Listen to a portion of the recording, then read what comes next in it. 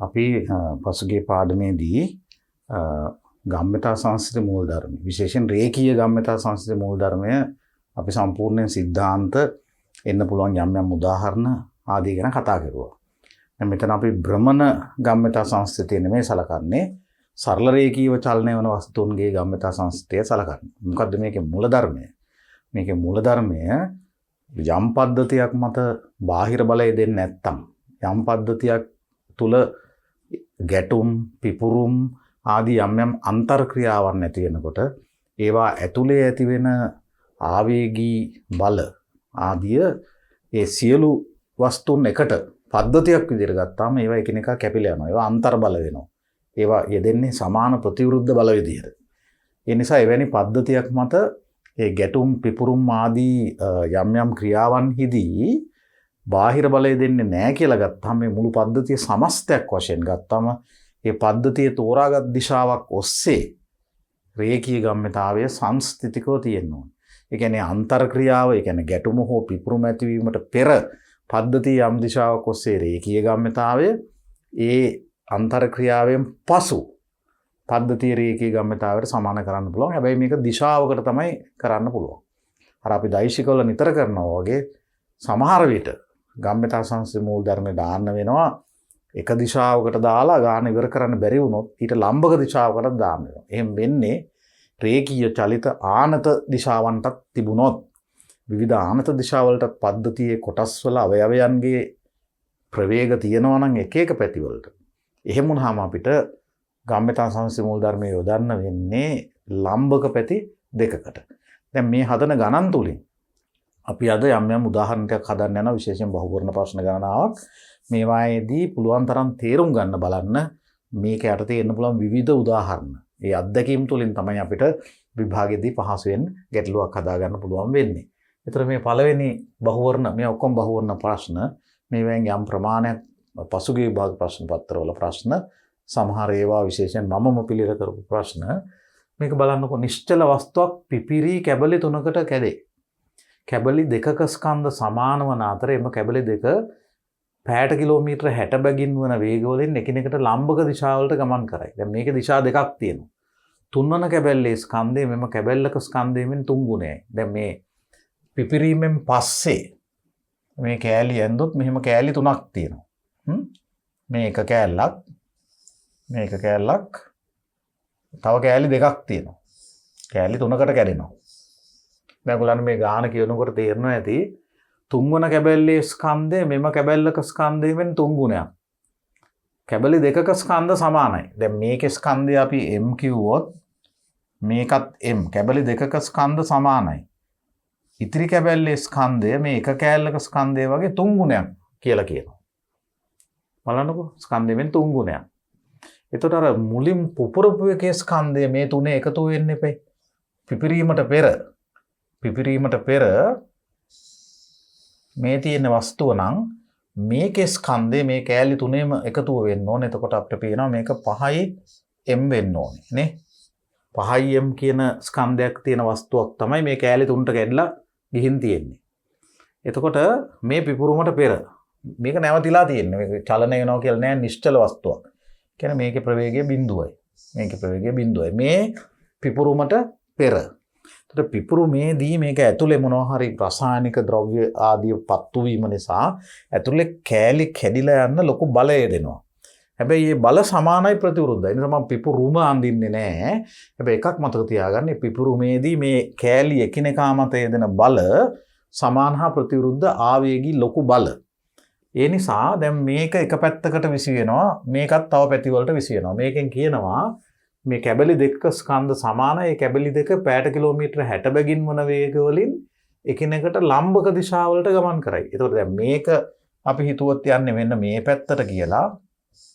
මේක විසි වෙනවා මේක පිපුරුමෙන් පස්සේ 60ක ප්‍රවේගයෙන් පැයට කිලෝමීටර එක ප්‍රශ්නයක් නැහැ. අපි එකම ඒකක පාවිච්චි කරොත් සමීකරණයේ ඒක වෙනස් කරන්න පරිවර්තනය ගන්න ඕනේ නැහැ. ඒ කියන්නේ ලම්බක පැත්ත යන්නේ. එතකොට මේක මෙහෙට නම් විසි වෙන්නේ මෙයා හරියට මේ ලම්බකව මෙන්න මේ වගේ පැත්තකට 60ක ප්‍රවේගයෙන් විසි වුණා වෙන්න ඕනේ. අන්න පිපුරුනාට පස්සේ ඒ කෑලි දෙක. තුන්වන කෑල්ලේ ප්‍රවේගය අහන්නේ. දැන් මේ තුන්වෙනි කෑල්ලේ ප්‍රවේගය දැන් බලන්නකො ප්‍රවේගය එකම රේඛාවේ නෙවෙයිනේ තියෙන්නේ. ලම්බක පැති දෙකකට ප්‍රවේග තියෙන හින්දා මෙයාටත් අපිට ප්‍රවේගය ගන්න වෙන්නේ මෙයා ඇත්තටම යන්නේ මේ පැත්තටත් නෙමෙයි වෙන්න පුළුවන් මේ පැත්තටත් නෙමෙයි වෙන්න පුළුවන් අපි දන්නේ නැහැ. ඒ නිසා හොඳම දේ තමයි මේකේ ප්‍රවේගය ලම්බක පැති දෙකකට තියෙන ප්‍රවේග විදිහට ලකුණු කරන එක. ඉතින් අපි හිතමුකෝ මෙයාට මේ පැත්තට ප්‍රවේගයක් එනවා. අපි හිතමු x කියන මේ පැත්තට ප්‍රවේගයක් එනවා y කියන සංරචක දෙකක් විදිහට. අපි කරන්න ඕනේ මේ xy කියන ප්‍රවේග සංරචක දෙක හොයාගෙන ඒ දෙකේ සංප්‍රයුක්තය ගත්තාම මෙයාගේ ප්‍රවේගය එනවා. එතන මේ ප්‍රවේග දෙකේ සංප්‍රයුක්තයක් තියෙනවා නම් මෙන්න මේ වගේ පැත්තකට ඒක තමයි මේ 3m ගේ ප්‍රවේගය වෙන්නේ. දැන් මේ පිපුරුමට පෙර මේ පිපුරුමෙන් පසු පිපුරුමේදී ඇති වෙන අන්තර් බල බාහිර බල නෙවෙයි. ඒව එකිනෙකලා කැපිලා යනවා නම් අපි මේ මුළු පද්ධතියටම සමීකරණ ලියනවා නම් පිපුරුමට පෙර පද්ධතිය ගම්මිතාව කොයි පැත්තට ගත්තත් බිඳුවයි නේ. කොයි පැත්තටවත් ප්‍රවේගයක් නැහැනේ. පිපුරුමට පෙර බිඳුවයි. ඒ පිපුරුමට පසු එහෙමනම් මේ පද්ධතිය ගම්මිතාවයත් බිඳුව වෙන්න ඕනේ. ඒක තමයි ගම්මිතා සංසිඳි මූල ධර්මය කියන්නේ. පිපුරුමෙන් පස්සෙත් මේ පද්ධතිය ගම්මිතාවල දෛශික ඓක්‍ය ගත්තාම ඕනම පැත්තකට බිඳුව වෙන්න ඕනේ. ඉතින් එහෙම හරි ලේසියෙන් ඒතකොට මේක හදන්න පුළුවන්.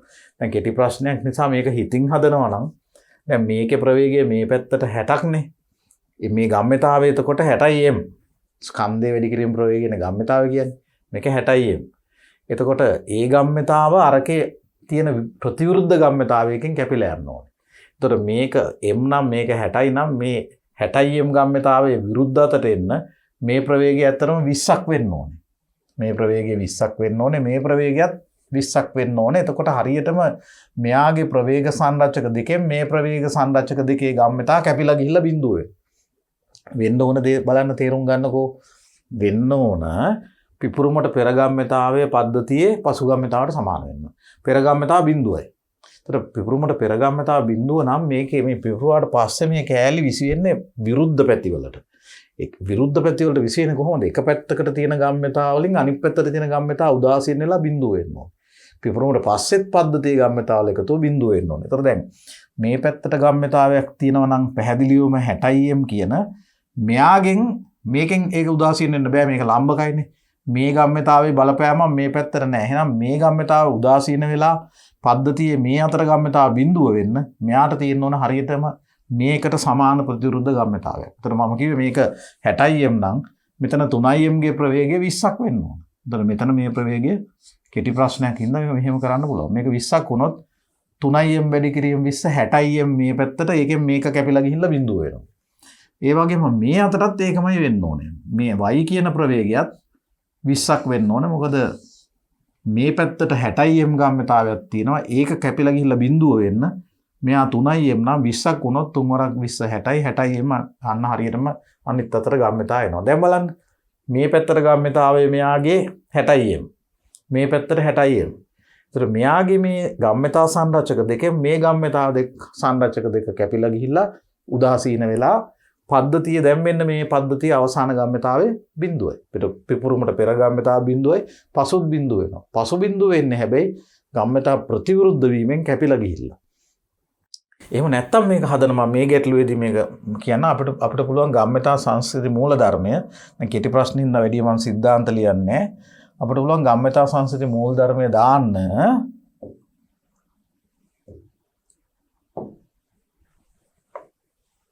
පැති දෙකකට. අපි මේ අතර ලිව්වයි කියමුකෝ. මේ අතර ගම්මිතා සංස්කෘති මම ලියන්නේ නැහැ කෙටි ප්‍රශ්නයක් හින්දා මූල ධර්මය මොකද්ද කියලා. ගම්මිතා සංස්කෘති මූල ධර්මය මේ දැන් පැත්තට දැම්මොත් පිපුරුමට පෙර ඒ පැත්තට ගම්මිතාව බිඳුවයි. පිපුරුමෙන් පසු මෙයාට තියෙන 60m කියන ගම්මිතාවයක් ඊට විරුද්ධ පැත්තට ඉඳ ඍණ. මේ ගම්මිතාව ඍණ වෙනවා මේ පැත්තට දෛශික ධන කිව්වොත්. මෙයාගේ ගම්මිතාවය මේකට ලම්බකයි. අපි ගත්ත පැත්තට ලම්බක හින්දා මේකෙන් එන ගම්මිතා සංරචකයේ බිඳුවයි. මෙයාගේ ගම්මිතාවය 3mx 3mx මම මේ කියන්නේ අපිට x හොයාගන්න බැරි වුණා නම් අන්න කොහොමයි එන්නේ. එතකොට ඉතා පැහැදිලිව පේනවා පද්ධතියට ගම්මිතා සංස්කෘති මූල ධර්මයේ මේ අතට දැම්මහම මේ සමීකරණය එනවා. එතකොට මෙතනින් එනවා 60m කියන්නේ 60m මේ පැත්තට ගියමු ධන වෙනවා සමානයි 3mx කියලා. x කියන ප්‍රවේගය දැන් නිකම් එනවා. මේ m කැපිලා ගියාම බලන්න x කියන්නේ 60 බෙදීම 3 20යි. අපි ඒක ඉස්සෙල්ලා හිතෙන් මම හදන්න හැදුවේ කෙටි ප්‍රශ්නයක් හින්දා. 20යි. ඒ එකම දැන් ආපහු කරන්න ඕනේ ඊළඟට ගම්මතා සංස්කෘතික මූලධර්මයේ පද්ධතියට දාන්න ඕනේ මේ අතට. මේ අතරත් දාන්න ඕනේ. මේ අතර දැම්මොත් ඒ අතරත් පිපුරුමට පෙර ගම්මතාව බිඳුවයි. පිපුරුමෙන් පසු ගම්මතාව මේකෙන් එනවා. දැන් අපි මේ පැත්ත ධන කියලා ගත්තොත් 60m කියලා ගම්මතාවයක්. මෙයාගේ ගම්මතාවීට ලම්බක හින්දා බිඳුවයි. බලන්න. මේක මෙයාගේ ගම්මතාව බිඳුව වෙනවා. එතකොට මෙතන එනවා ගම්මතාවයක්. මෙයාගෙන් අපි උඩ අතර දෛශික ධන කිව්වොත් අපි y ලකුණු කරේ පල්ලෙහාට. එතන ඍණ ප්‍රවේගය 3my 3my. දැන් y හොයනවා බලන්න. මේ පැත්තට 3my කියන්නේ 60m, m කැපලා ගියාම 3y කියන්නේ 60යි, y කියන්නේ 20යි කියලා එනවා. එතකොට මේ ප්‍රවේග දෙකම 20 බැගින් එන්නේ. අපි ඒක අර කලින් හිතින් හදලා දැම්මා. දැන් මේක 20යි මේක 20යි සමාන දෛශික දෙකක් ලම්බක. මේ කෝණ දෙක සමාන වෙනවා. මේකත් අංශක 45යි මේකත් අංශක 45යි නේ. අන්න එහෙම යන්නේ. එතකොට මේ r කිව්වොත් සම්ප්‍රයුක්ත ප්‍රවේගය මේ කැලේ r වර්ගය කියන්නේ කීයද? x r වර්ගය කියන්නේ x වර්ගය ධන y වර්ගය 20 වර්ගය ධන 20 වර්ගය. කියන්නේ 20 වර්ගයව දෙකක්. දෙවරක් 20 වර්ගය. දෙවරක් 20 වර්ගය තමයි r වර්ගය කියන්නේ. එහෙනම් r කීයද? r කීයද? r සමානයි 20 වර්ගයේ වර්ග මේක වර්ගමූලය ගන්න එපේ. 20 වර්ගයේ වර්ගමූලය 20යි දෙකේ වර්ගමූලය මූල 2යි 20යි මූල 2යි. අපි ඔක්කොම ප්‍රවේග දැම්මේ පැයට කිලෝමීටර වලින්. එහෙනම් මේ ප්‍රවේගය ඉන්නේ පැයට කිලෝමීටර. පැයට කිලෝමීටර වලින් 20යි මූල 2යි බලමු. උත්තරේ මොකක්ද කියලා. උත්තරේ පළවෙනි එක මේ පැයට කිලෝමීටර 20යි මූල 2යි. අන්න එතකොට පිපුරුමක්. දැක්කනේ? පිපුරුමට පෙර ගම්මතාව පිපුරුමට පසු ගම්මතාවට සමාන කරුවා පිපිරීමේදී පද්ධතියේ කැබලි අතර ඇතිවන අධික බල ආවේගී බල ඒවා ඒ බල අන්තර් බල ඒවා කැපිලා යනවා. ඒතර මේ පද්ධතිය මත මේ පිපුරුම කියන ක්‍රියාවලියේදී කවුරු පිටින් බලයේදී වෙන්නේ. ඇතුලේ පිපුරුමකුයි ආවේ නේ තේරෙනවනේ. එතකොට පිපුරුමට පෙර බෝම්බයක් කියමුකෝ මේක. මේ බෝම්බේ ගම්මතාව පිපුරුමට පෙර පිපුරුමෙන් පස්සේ ඔක්කොම කෑලිවල ගම්මතාවයන්ගේ දෛශික ඓක්‍යයට සමාන වෙන්න ඕන. අන්න එකයි වෙන්නේ. එතකොට අපි පුළුවන් තරම් වෙලා නොගෙන දැන් මේක හදන්න බලන්න ඕන. අපි ඊළඟ කෙටි ප්‍රශ්නේ ගත්තොත් 2. දැන් මේක කරුණු අපි ඉගෙනගත්ත මූලධර්ම ගණනාවක් එකතු වෙලා එන ගැටලුවක්. හොඳට බලන්නකෝ. තිරසට කිසියම් කෝණයකින් ආනත වෙඩිල්ලක් පත්තු කරනු ලැබේ. එහි පරාවක්‍රය පරාවලයක් වන අතර එහි මුදුනේදී වෙඩිල්ල A සහ B නැමැති සමාන ස්කන්ධ සහිත ඛණ්ඩ දෙකකට වෙන් වී යයි. ගාන තේරුම් ගන්න. තිරසට ආනතව වෙඩි උණ්ඩයක් තිබ්බා. මේ වෙඩිල්ල ගිහිල්ලා පරාවක්‍රය ගැන මේක යන්න ඕන. අපි දන්නවද? දැන් මේව දන්නේ නැත්නම් ආයෙ බලන්න ඕනේ චලිතයේ පාඩම. චලිතයේ පාඩමේ අපි කරලා තියෙනවා ප්‍රක්ෂිප්ත කියලා ඉතාල පැහැදිලිව මේ මූල ධර්ම. මේකේ ගම්මතා සංස්කෘතික මූල ධර්මයට ප්‍රක්ෂිප්ත එකතු වෙනවා. කෙටි ප්‍රශ්නයක්. ඒතකොට දැන් මේක මෙහෙම ගිහිල්ලා මේකේ මුදුනේදී පරාවලේ මුදුනේදී මේක කෑලි දෙකකට කැඩෙනවලු. සමාන ස්කන්ධ තියෙන කෑලි දෙකකට. කැඩුනාම AB කියන කෑලි දෙකකට. එතකොට පරාවලේ මුදුන තියෙන්නේ වෙඩිල්ල පත්තු කළ තැන ඉඳලා x කියන දුරකින්. එතකොට A නැමැති ඛණ්ඩය එහි මුල් ගමන් මාර්ගය දිගේ ආපසු වෙඩිල්ල පත්තු කළ ලක්ෂයටම එනවා. B නැමැති ඛණ්ඩයේ පොළවේ වදින ලක්ෂයට වෙඩිල්ල පත්තු කළ ලක්ෂයේ සිට ඇති දුර අහන්නේ. දැන් මේ ප්‍රශ්නේ මම ඔබට පැහැදිලි කරොත් වෙනම ඇඳලා තේරුම් ගන්න බලන්න. මෙන්න මෙහෙම එකක් මේ කියන්නේ. දැන් යම් තැනකින් අපි તો මෙතන කියලා ඉන්නවා. මෙතනින් මේ වෙඩි තිබ්බා. හරි? වෙඩි තිබ්බම දැන් මේ උණ්ඩේ පරාවලයක යන්න තිබුණේ. හරි? එතකොට දැන් මේ උඩම තැන උණ්ඩය තියෙනකොට උණ්ඩේ ප්‍රවේගය v කියමුකෝ මේ පැත්තට. ඔයගලන්ට මතක ඇති උඩම තැනදී v හරි u හරි u කියමුකෝ. උඩම තැනදී ප්‍රක්ෂිප්තයක ඉහළම තැනදී ප්‍රවේගය සිරස් ප්‍රවේගය බිඳුව වෙනවා. මෙතනදී මේ සිරස් ප්‍රවේගය බිඳුවයි. කොහොමද තියෙන්නේ? මෙන්න මේ දුරක් දීලා තිබුණා මේ දුර x කියලා. මෙතන තමයි වෙඩි තියෙන තැන. මෙතනින් තමයි උණ්ඩේ පිට වෙන්නේ. මේ දුර x. මෙතන දුර x. මේ දුරත් x වෙනවා. මේ u කියන දුර ප්‍රවේගය එහෙම තිබුණා නම් මේක ආයෙ පුපුරන්නේ නැතුව කෑලි වලට මේක ඇවිල්ලා වැටෙනවා හරියට x දුරකින් මෙතන සමමිතික චලිතයක් නෙන්නේ. දැන් එහෙම වෙන්නේ නැහැ මේක කෑලි දෙකකට කැඩෙනවා. අන්න ඒක තමයි ප්‍රශ්නේ. මේක කෑලි දෙකකට කැඩෙනවා මේ විදිහට. දැන් මම මේක කෑලි දෙකකට කැඩුණාට පස්සේ මෙතන මම අඳින්නම් මේ මෙන්න මෙහෙම කෑලි දෙකකට කැඩෙනවා. මේක 2m නම් මේකේ ස්කන්ධය 2m. මේ මෙන්න මෙයාගේ ස්කන්ධය 2m. මේ දෙන්න m බැගින් වෙනවා. මෙයත් m මෙයත් m. එතකොට පිපුරුමට පෙර උණ්ඩේ මේ බෙඩිල්ල ගම්මතා මේ පැත්තටනේ තියෙන්නේ. එතකොට පිපුරුමෙන් පස්සේ මේ දෙන්නටත් මොනවා හරි ප්‍රවේග හම්බ වෙනවනේ. එතකොට ඒ ගැන මොකක්ද දීලා තියෙන දත්තේ කියලා අපි බලමු. අපිට කියන්නේ A හා B කෑලි දෙකකට කැඩෙනවා සමාන ස්කන්ධ තියෙන. එතකොට A නැමැති ඛණ්ඩය එහි මුල් ගමන් මාර්ගයේදී ආපසු වෙඩිල්ල පත්තු කළ තැනටම එනවා. දැන් මේක පිපුරුවට පස්සේ මෙහෙම දෙයක් වෙන්නේ. අපිට මෙන්න මෙහෙම දෙයක් කියන්නේ. මේක පිපුරුවට පස්සේ මේ එක කෑල්ලක් අපි තුමු A කියන කෑල්ල. මේ කෑල්ල A කියමුකෝ. මේ A කියන කෑල්ල ආයිමත් මෙතනින් මම උඩින් ඇඳලා මෙතනමනේ කැඩෙන්නේ කෑල්ලද? ඒ එක කෑල්ලක් ආයිමත් මෙහෙම මේ මුල තැනටම එනවලු. එක කෑල්ලක් මේ A කියන කෑල්ල ආයේ මුල තැනටම එනවලු. දැන් A කියන කෑල්ල ආයේ මුල තැනටම එනවා නම් අනිවාර්යෙන් මෙතනදී A ගේ ප්‍රවේගය මෙතනදී කැඩුනට පස්සේ හරියටම මේ පැත්තට u වෙන්න ඕන. මේ uම වෙන්න ඕන. මොකද දැන් u තිරස් ප්‍රවේගයක් තිබුණොත් මේ ප්‍රක්ෂිප්තය ආයේ මෙතනට එන්නේ x දුරකින් අනිත් පැත්තටත් එහෙම තමයි. නේද? ආයේ මෙයා අනිත් පැත්තේ මෙතනටම එනවා නම් එයාගේ ප්‍රවේගයත් අර උණ්ඩයට මුලින් තිබුණු ප්‍රවේගය වෙන්න ඕන. එතකොට මේකට u කියන ප්‍රවේගයක් මේ පැත්තට තිබිලා කැඩුනම මේ කෑල්ල ආයේ මෙතනට වැටෙන්න නම් ඒකට ප්‍රතිවිරුද්ධ පැත්තට u කියන ප්‍රවේගයක් එන්න ඕන. මොකද ගානේ කියනවා මේ එක කෑල්ලක් ආයේ මුල තැනටම මෙතනටම වැටෙනවා කියලා. හරිද? දැන් අපිට මේ ඉතුරු කෑල්ලේ ප්‍රවේගය හොයන්න පුළුවන්. මෙයාගේ ප්‍රවේගය v කියමු. අපි මේ පැත්තට රේඛීය ගම්‍යතා සංස්ථි මූල ධර්මය දැම්මොත් මේක පුපුරන්න පෙර උණ්ඩේ ස්කන්ධය 2m අර කෑලි වගේ දෙගුණයක් 2m ප්‍රවේගය අපි ගත්තේ තිරස් ප්‍රවේගය විතරයි තියෙන්නේ. මේ අතර ප්‍රවේගයක් නැහැ උඩම තැන හින්දා මේ ප්‍රවේගය u. ඒ පිපුරුමට පෙර ගම්‍යතාව. ඔක සමාන වෙන්න ඕනේ පිපුරුමෙන් පසු ගම්‍යතාව. ඒතර පිපුරුමෙන් පසු ගම්‍යතාවට සමාන කරනකොට සමානයි. පිපුරුමෙන් පස්සේ මේකේ ප්‍රවේගය ගම්‍යතාව mv. ගම්‍යතාව කියන්නේ ස්කන්ධයේ ප්‍රවේගයෙන් ගුණිතය. දැන් ඒක තියෙන්නේ මේ අතර කියලා අපි ගමු. අනිත් එක්කන අපි පැහැදිලිවම දන්නවා විරුද්ධ අතටනේ ඒකේ ගම්‍යතාව ඍණ වෙනවා. ඍණ mu. ඔහොම එන්නේ. ඒත් m කැපලා ගියාම අපිට එනවා 2u 2u ධන mu කියන්නේ 3u සමානයි v කියලා. 3u සමානයි v m වලින් දෙකටම මේක බෙදිලා යනවා කැපිලා යනවා. m කැපලා ගියාම බලන්න මොකද වෙන්නේ කියලා.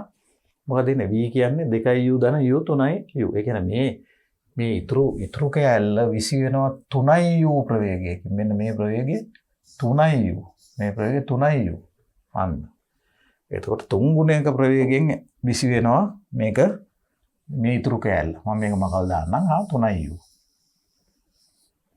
දැන් එතකොට බලන්නකෝ මේ u ප්‍රවේගයෙන් උඩම තැන යමින් තිබුණු උණ්ඩේ කැඩිලා කෑලි දෙකකට පුපුරලා කැඩෙනවා. සමාන කෑලි දෙකකට ඒ එක කෑල්ලක් ආයේ මුල තැනටම එනවා කියන්නේ එයාගේ ප්‍රවේගය මේ පැත්තට u අනිත් ඉතුරු කෑල්ලේ ප්‍රවේගය ගම්‍යතා සංස්ථිතිය රැකෙන්න නම් අනිත් කෑල්ලේ ප්‍රවේගය අනිත් පැත්තට 3v විය යුතුයි කියලා අපිට එනවා. 3v විය යුතුයි කියලා. ඉතින් දැන් u කියන තිරස් ප්‍රවේගයකින් මේක ගෙනියන්න පුළුවන් තිරස් පරාසය x නේ. u කියන තිරස් ප්‍රවේගයෙන් මේක යන්න පුළුවන් x කියන දුරක්. දැන් 3u වුණොත් මේ කෑල්ල යනවා ඒ වගේ 3 ගුණයක් දුර. අපි ඉතින් හිතෙන් වගේ හදන්න බලන්න ඕනේ නැත්නම් නේද? u කියන මේක දැන් පල්ලෙහාට වැටෙන්න යන්නේ එකම කාලයේ මේ ප්‍රවේගය මොකක් වුණත්. මොකද ආරම්භක සිරස් ප්‍රවේගය බිඳුවයි වැටෙන්න තියෙන දුර සිරස් අතර මේ h කියන මේ උපරිම උස. එතකොට මේක බිම වැටෙන්න යන්නේ කාලය අර පිපුරුවේ නැත්තම් වැටෙන්න යන කාලයමයි පිපුරුවට පස්සේ මේ කෑල්ලට වැටෙන්න යන්නේ. ඒතකොට ඒ කාලය තුල u ප්‍රවේගය තිබුණා නම් යන්නේ x දුරක් ඒ පැත්තට හෝ මේ පැත්තට u ප්‍රවේගයෙන්. ඒ කාලය තුල 3යි u ප්‍රවේගයක් තිබුණා නම් එකම කාලය තුල ප්‍රවේගය 3 ගුණයක් වුණාම ඒ වගේ 3 ගුණයක් යනවා. ඒතකොට මෙතන ඉඳලා මෙතන x මේ ටික තව 2x දුරක් යන්න ඕනේ. එතන දැන් මේ ඉතුරු වෙච්ච කෑල්ල b කියන කෑල්ල ගිහින් වැටෙනවා මෙතන ඉඳලා 3x දුරක් වෙඩිල්ල තියපු තැන ඉඳලා නම් 4x දුරකින් වැටෙන්නේ. 4x දුරකින් වැටෙන්නේ. ඒතර බලමු මේ උත්තරේට මොකද්ද බලාපොරොත්තු වෙන්නේ කියලා. පොළවේ වදින ලක්ෂයට වෙඩිල්ල පත්තු කළ b පොළවේ වදින තැනට වෙඩිල්ල පත්තු කළ තැන ඉඳලා තියෙන දුර 4x වෙනවා. මෙතන 2x මෙතන 2x 4x මේක තමයි උත්තරේ. එතකොට ඒ අනුව බලමු උත්තරේ 3 අපිට හරි උත්තරය වෙilla තියෙනවා. ඔයගලන්ට පේනවා ඇති. දැන් එතකොට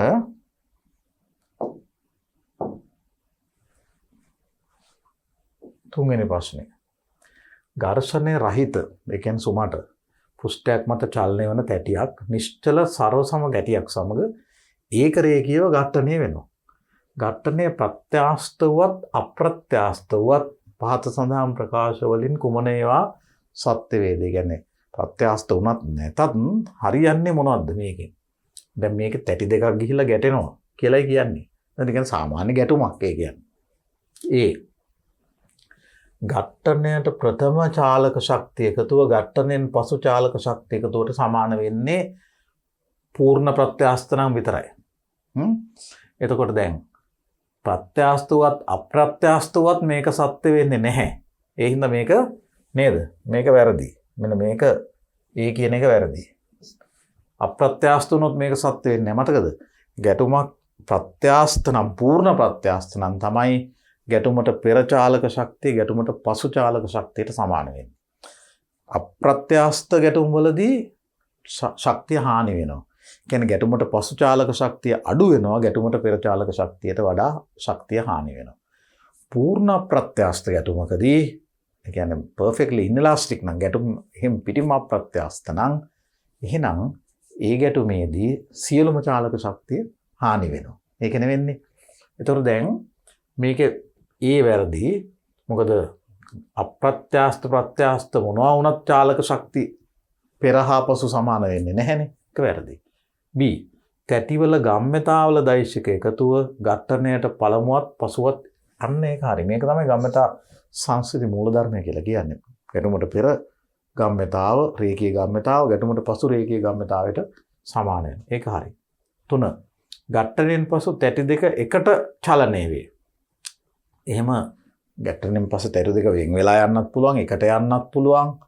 ඒක අපිට කියන්න බෑ. ඒක ප්‍රත්‍යගති සංගුණකය වගේ අර මේ දේවල් අනුව රඳා පවතින. නිසා මේක අපිට කියන්න බෑ හරියටම නිශ්චිතවම. ආරම්භයේදී චලනය වෙමින් තිබූ තැටිය ඝට්ටණයෙන් පසු නිශ්චලතාවයටපත් වේ. ඒක කියන්නත් බෑ. එහෙම වෙන්නත් පුළුවන් නොවෙන්නත් පුළුවන්. එතකොට දැන් මේකත් ආරම්භයේදී චලනය වෙමින් තිබූ තැටිය නිශ්චල වේ කියන එකත් අපිට හිතන්න අමාරුයි. B විතරක් සත්‍යයි. B විතරක් සත්‍ය උත්තරේ 2. 4 වෙනි එක. V ප්‍රවේගයෙන් ගමන් කරන ස්කන්ධය 3m වස්තුවක් පිපිරි m සහ 2m කැබලි දෙකකට කැඩී වෙන්නේ. මින් ලොකු කැබැල්ල මුල් දිශාවට ගමන් කළද එහි ප්‍රවේගය v බෙදීම 2 දක්වා අඩු වී ඇත. කුඩා කැබැල්ලේ ප්‍රවේගය. දැන් මේක මම සිද්ධාන්ත තේරුම් කරන්නත් එක්ක ටිකක් විස්තර කරලා මඳින්නම්. දැන් v ප්‍රවේගයෙන් ගමන් කරන 3m වස්තුවක් තියෙනවා. දැන් මේ වස්තුව 3m කියමුකෝ. මේක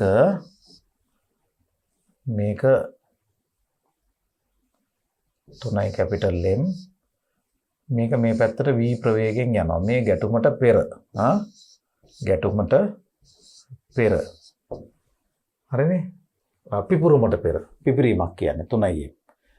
දැන් මේක පුපුරලා ඇතුලේ වෙඩි බෙහෙත් හරි මොනවා හරි තියෙනවා. පුපුරලා ස්කන්ධයේ m හා 2m වන කෑලි දෙකකට කැඩෙනවා. ඒතර මේක කැඩෙනවා ස්කන්ධයේ m වන කෑල්ලකටයි ස්කන්ධයේ 2m වන කෑල්ලකටයි. පිපිරීමෙන්. ඒතකොට පිපිරීමේදී ඇති වෙන්නේ අන්තර් බල, අධික බල, ඒවා එකිනෙක කැපිලා යනවා. මේ දෙන්නම මුළු පද්ධතියම එකට ගන්න ඕන. මේ දෙන්නම තනි වස්තුවක් විදිහට හිතුවොත් පද්ධතියක් විදිහට ඒ බල කැපිලා යනවා. ඒ බල එහෙම කැපිලා යන නිසා තමයි අපි මුළු පද්ධතියම ගන්න නිසා තමයි රේඛීය ගම්මිතා සංස්කෘතික මූලධර්ම දාන්න පුළුවන්. එතකොට දැන් මේකේ ලොකු කෑල්ල මුල් දිශාවටම යනමලු. හැබැයි ප්‍රවේගයේ v බෙදීම 2 දක්වා අඩු වෙලා තියෙනවා. ප්‍රවේගයේ v බෙදීම 2 දක්වා අඩු වෙලා තියෙනවා. කුඩා කැබැල්ලේ ප්‍රවේගය කීයද?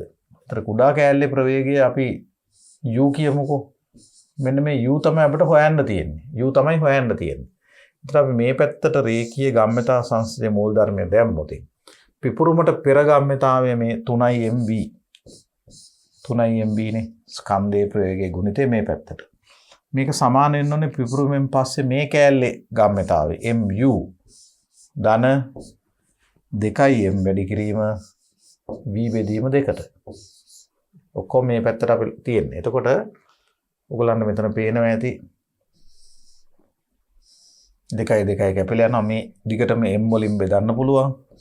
මොකද අපිට එන්නේ 3v සමානයි u තමයි හොයන්න තියෙන්නේ. u ධන මෙතන v එකක් ඉතුරු වෙනවා.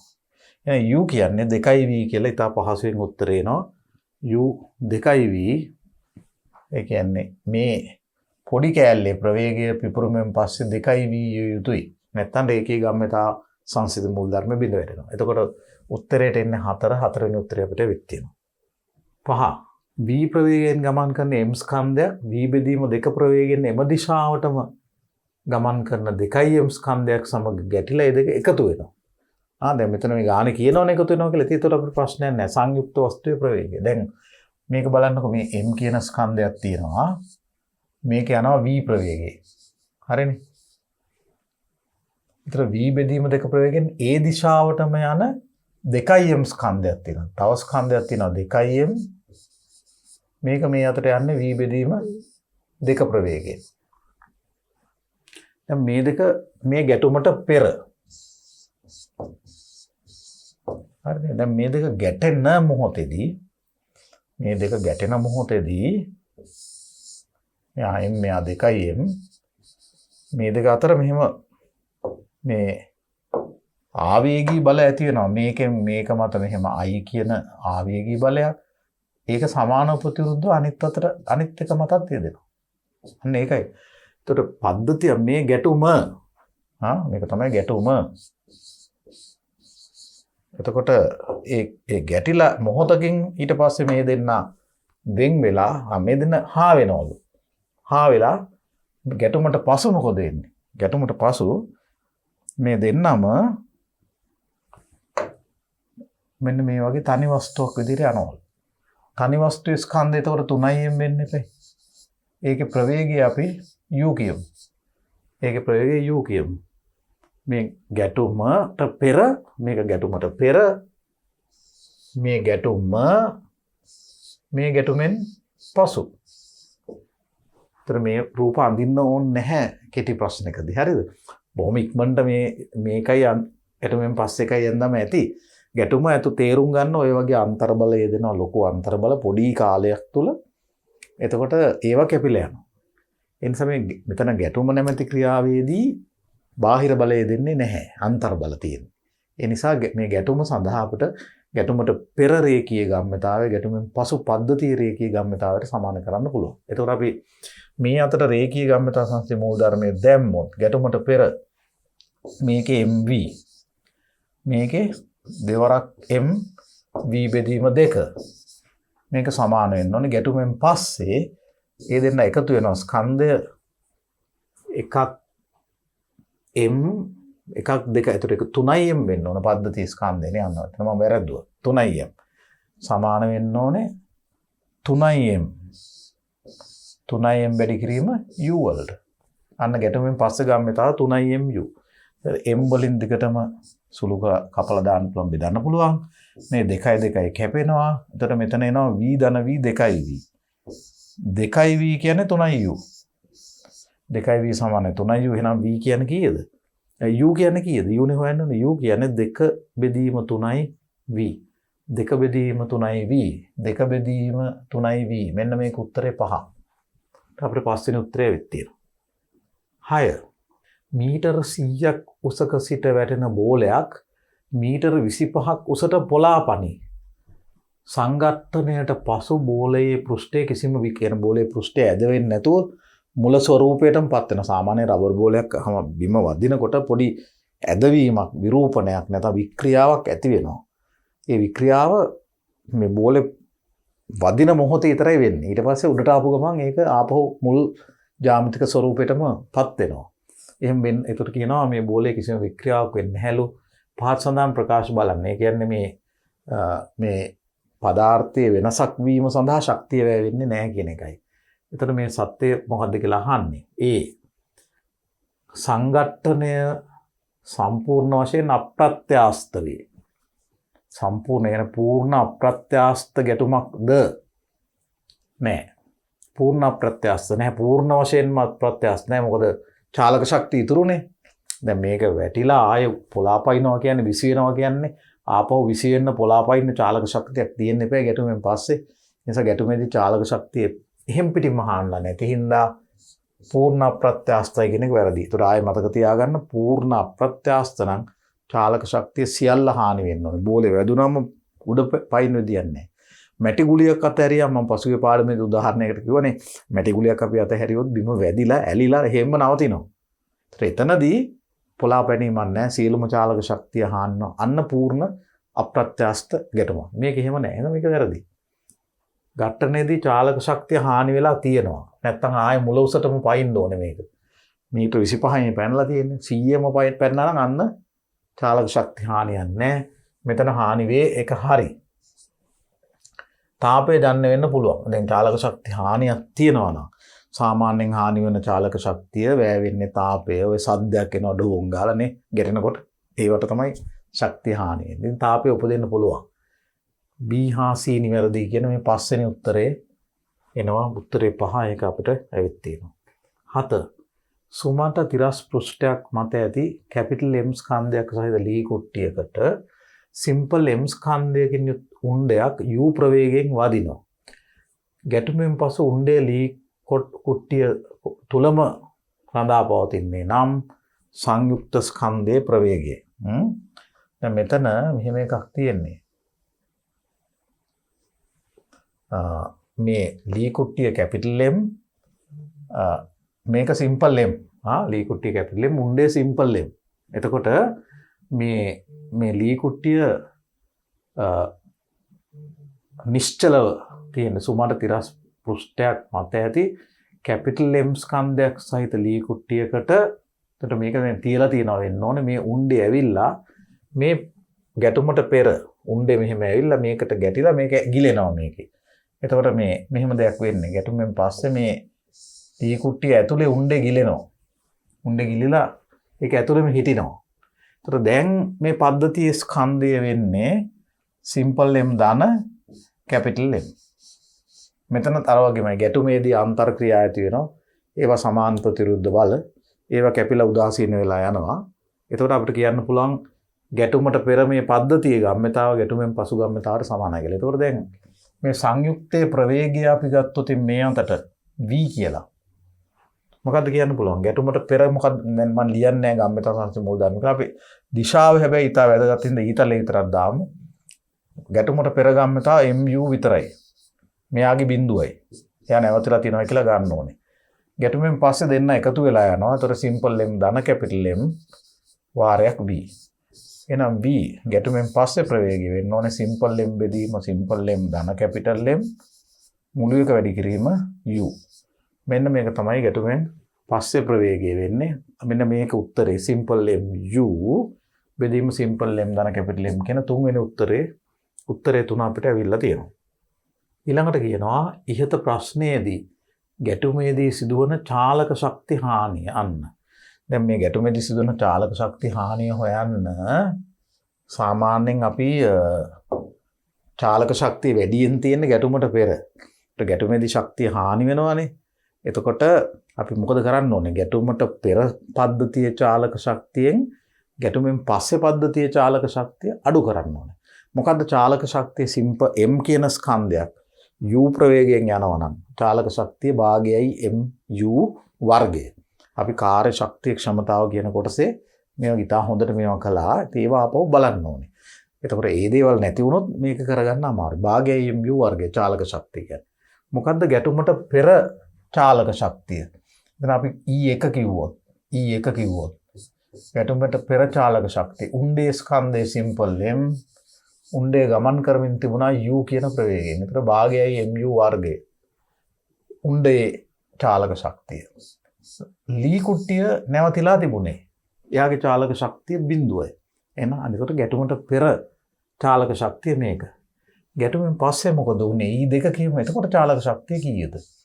ගැටුමෙන් පස්සේ භාගයයි ස්කන්ධය වෙන්නේ කැපිටල් M දාන සිම්පල් M. උණ්ඩේ ගිලුණනේ ගිහිල්ලා.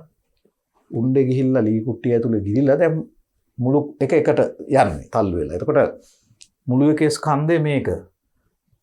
මේක වැඩි කරන්න ඕන මුළු එකේ ප්‍රවේගයේ වර්ගයෙන්. භාගයයි ස්කන්ධය වැඩි කිරීම ප්‍රවේගයේ වර්ගය. මේ ගැටුමෙන් පස්සේ මේ ප්‍රවේගය අපි හෙව්වා මෙතන. මේ බලන්න. මේ තියෙන. ගැටුමෙන් පස්සේ මේක ගිලුණා පද්ධතිය ස්කන්ධයේ සිම්පල් m දන කැපිටල් M ප්‍රවේගය v. එතකොට භාගයයි සිම්පල් m දන කැපිටල් M v වර්ගය කියන එකයි ගන්න ඕනේ චාලක ශක්තියට. ගැටුමෙන් පස්සේ චාලක ශක්තිය ගන්න v කියන්නේ සිම්පල් m බෙදීම සිම්පල් m දන කැපිටල් M වාරයක් u. එතකොට අන්න ඒක මතක තියාගෙන අපි මෙතන දාමු. මෙතනට එනවා v කියන්නේ සිම්පල් m u බෙදීම සිම්පල් m දන කැපිටල් M. මෙන්න මේකේ වර්ගය.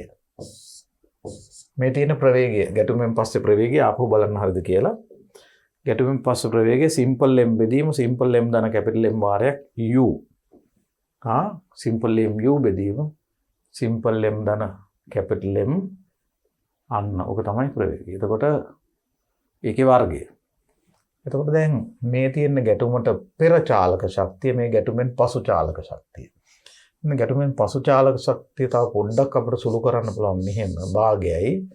මෙතන කැපිටල් M දන සිම්පල් M වර්ගයක් එනවනේ. දැන් මේකේ තේරුම මොකද්ද?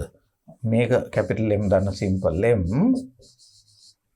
මෙතන මේක වර්ග කරමුකෝ අපි. මේක වර්ග කරොත් සිම්පල් M වර්ග u වර්ග මේ උඩේ වර්ගය මෙතන වර්ගය එන්නේ සිම්පල් M දන කැපිටල් M මුළු එකේ වර්ගය. මුළු එකේ වර්ගය. කොහොමනේ එන්නේ? දැන් මෙතන කැපිටල් M දන සිම්පල් එකක් එක්ක මේ වර්ගය කැපිලා ගිහිල්ලා ඔන්න ඔකයි ඉතුරු වෙන්නේ.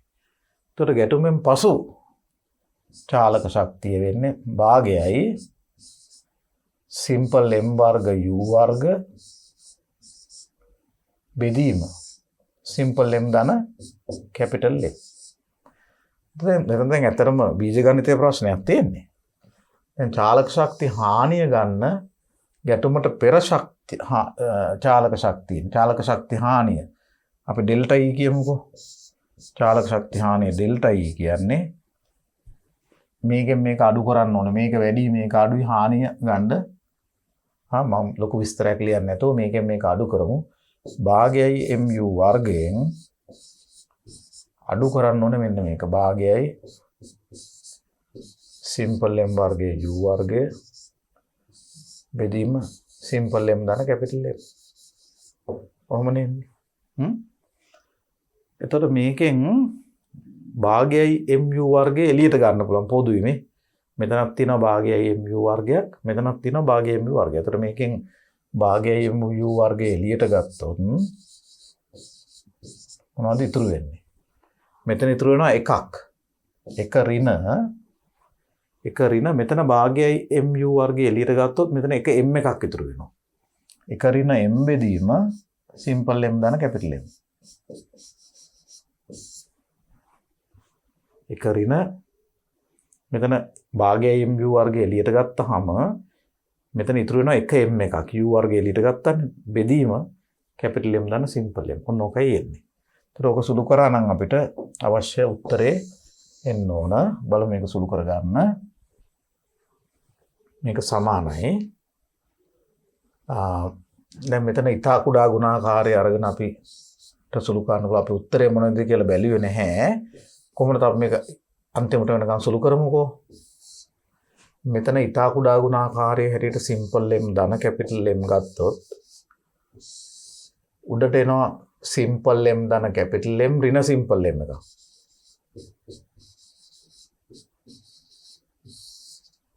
මේ සිම්පල් M මේකයි කැපිලා ගියාම ශක්ති හානිය තනි පදයක් විදිහට ගත්තොත් භාගයයි බලන්නකො භාගයයි simple M capital M U වර්ගය උඩ එන්නේ. Simple M capital M U වර්ගය බෙදීම සිම්පල් M ධන කැපිටල් M මෙන්න මේකයි උත්තරේ. Simple M capital M U වර්ගය භාගේ බෙදීම සිම්පල් M ධන කැපිටල් M. දැන් මෙහෙම උත්තරයක් තියෙනවද කියලා බලන්න ඕනේ. Simple M capital M U වර්ගය භාගයයි simple M capital M U වර්ගය මේ තියෙන්නේ. භාගයයි simple M capital M U වර්ගයේ බෙදීම කැපිටල් M ධන සිම්පල් M උත්තරේ 4. මේ 4වෙනි උත්තරේ තියෙන ෂෝක් එක. දැන් අපිට ඒක ලේසියෙන්ම ගන්න පුළුවන්. මෙන්න මේකයි උත්තරේ. ඔන්න ඔය වගේ චාලක ශක්ති හානි ඒ වගේව අහනවා. ඉතින් අපිට යාන්ත්‍ර විද්‍යාව අනිකුත් මූලධර්මත් දැනගෙන ඉන්න ඕන. දැන් මෙතන කිලෝග්‍රෑම් 2ක බෝලයක් 10ක ප්‍රවේගයෙන් චලනය වෙමින් කිලෝග්‍රෑම් 3ක බෝලයක් සමග කෙලින්ම ගැටේ. ගැටීමෙන් පසු බෝල දෙකම එකට ගමන් කරයි නම් පොදු ප්‍රවේගය. ඒක අපි දැන් ඔය හැදුවා වගේ ප්‍රශ්නයක් තියෙන්නේ. එතකොට ඔන්න මෙහෙමයි ගැටුමට පෙර කිලෝ 2ක බෝලයක් තියෙනවා. එයා එනවා 10ක ප්‍රවේගයෙන්. එතකොට කිලෝ 3ක ප්‍රවේගයක් තියෙන එක ඒකේ ප්‍රවේගයක් දීලා නැහැ නේ ඒක නැවතිලා ඇත්තේ කියන්නේ. කිලෝ 3 බෝලේ නිශ්චලව ඇත්තේනේ. උපකල්පනය කරන්න වෙනවා අනුමාන කරන්න වෙනවා විශේෂයෙන් කියලා නැති හින්දා. ගිහිල්ලා කෙලින්ම ගැටෙනවා. ඒතර ගැටුමේදී ඇතිවන බල අන්තර් බල. ඒ නිසා ගැටුමේදී බාහිර බලය දෙන්නේ නැහැ. මේ ගැටුමට පෙර ගැටුමෙන් පස්සේ දෙන්න එකට එකතු වෙලා යනවා. ඒතර ගැටුමෙන් පස්සේ මේ 3යි 2යි 5යි දැන්. බෝල දෙකම එකට එකතු වුණා. මම ඒකක ලිව්වේ නැහැ කෙටි ප්‍රශ්නයක් හින්දා එකම එකක දාගත්තා නම් හරි. මේ ප්‍රවේගය අපි U කිව්වොත් හරි. ඒතර ගැටුමට පෙර ගම්මතාව පසු ගම්මතාවට සමාන කරන්න මේ අතර. මොකද්ද ගැටුමට පෙර ගම්මතාව? මෙතන දෙවරක් 10 20යි. මේකේ බිඳුවයි. මෙයාගේ බිඳුව ඒක සමාන වෙන්න ඕනේ 5යි U වලට. ඒක බොහොම ලේසියෙන් එනවා U කියන්නේ 20 බෙදීම 5 4යි ms ඍණ 1 කියලා. 4යි ms ඍණ 1. මේකේදී ශක්තිය විනාශ වෙනවා අනිවාර්යෙන්. මේ ගැටුම පූර්ණ ප්‍රත්‍යස්තයි කියලා නැහැ. ඒ නිසා උත්තරේ 4 කියන වෙන්නේ මේකනේ ගන්න වෙන්නේ. 4 සහ ශක්තිය විනාශ ශක්තිය යම් කොටසක් වැය වේ. මොකද මේක පූර්ණ ප්‍රත්‍යස්ත ගැටුමක් නෙමෙයි. දෙක එකට එකතු වෙලා යනකොට ඒ ශක්තිය හානි වීමක් තියෙනවා. එතකොට ඒක හරි. 10 සිම්පල් M ස්කන්ධයක් ඇති උණ්ඩයක් සිම්පල් V ප්‍රවේගයෙන් විසි කරන විට කැපිටල් M ස්කන්ධයක් ඇති තුවක්කුවක් කැපිටල් V ප්‍රවේගයෙන් වාංගු වේ. පහත් සඳහන් ප්‍රකාශ සලකා බලන්න. දැන් මෙතන තුවක්කුවක් වාංගු වීම ගැන ප්‍රශ්නයක් තියෙන්නේ. දැන් එතකොට මේ තුවක්කුව මම ඇන්දොත් තුවක්කුව මේ වගේ ඉතා කෙටියෙන් ගමු. තා කැතට ඇන්දා. තුවක්කුව කැපිටල් M ස්කන්ධයක් තියෙනවා. තුවක්කුව බරෙන් වැඩි. එතකොට මුලින් මේක ඇතුලේ මේ උණ්ඩේ තියෙනවා ඔක්කොම ආරම්භක ගම්මතාව බිඳුවයි නේ නැවතිලා තියෙන්නේ. තුවක්කුවයි උණ්ඩේ ඔක්කොම නැවතිලා තියෙන්නේ. එතකොට මම ගම්මතාව බිඳුවයි මම ඒක අඳින්නේ නැහැ. පිපුරුමෙන් පස්සේ මේ උණ්ඩේ ස්කන්ධේ සිම්පල් M මේක යනවා සිම්පල් V ප්‍රවේගයකින් විසි වෙන්නේ. එතකොට මෙයා ඊට විරුද්ධ පැත්තට පයින්නවා. මොකද පිපුරුමට පෙර ගම්මතාව බිඳුවයි පස්සෙත් බිඳුව වෙන්න මේ ගම්මතාව උදාසීන වීම පිණිස තුවක්කුව පිටිපස්සට පයින්නේ. ඒතර උණ්ඩේ ඉස්සරහට යනකොට හැම තුවක්කුවක්ම පස්සට පනිනවා. පිස්තෝලයක් නම් මේ පයින් ප්‍රමාණය අඩුයි. මොකද උණ්ඩේ පොඩි වේගෙත් හුඟක් වැඩි නැහැ. ඒත් පිස්තෝලයක් ඔබට ඔසවන්න අල්ලන්න ලැබුණොත් අවස්ථාවක් ඔබට දැනෙයි. හිතුවට වැඩිය පේනවට වැඩි හරි බරයි පිස්තෝලේ. පිස්තෝලේ ඇයි බරට හදන්නේ? පිස්තෝලේ බර වැඩි වුණු තරමට ගම්මතාව මේ ගාන උදාසීන කරන්න පිටිපස්සට පයින් ප්‍රවේගය හුඟක් අඩු වෙනවා. දැන් යම් විදිහකින් අපි හිතමුකෝ තුවක්කුවේ ස්කන්ධය උණ්ඩේ ස්කන්ධයට සමාන උනායි කියලා. තුවක්කුවේ ස්කන්ධය උණ්ඩේ ස්කන්ධයට සමානයි.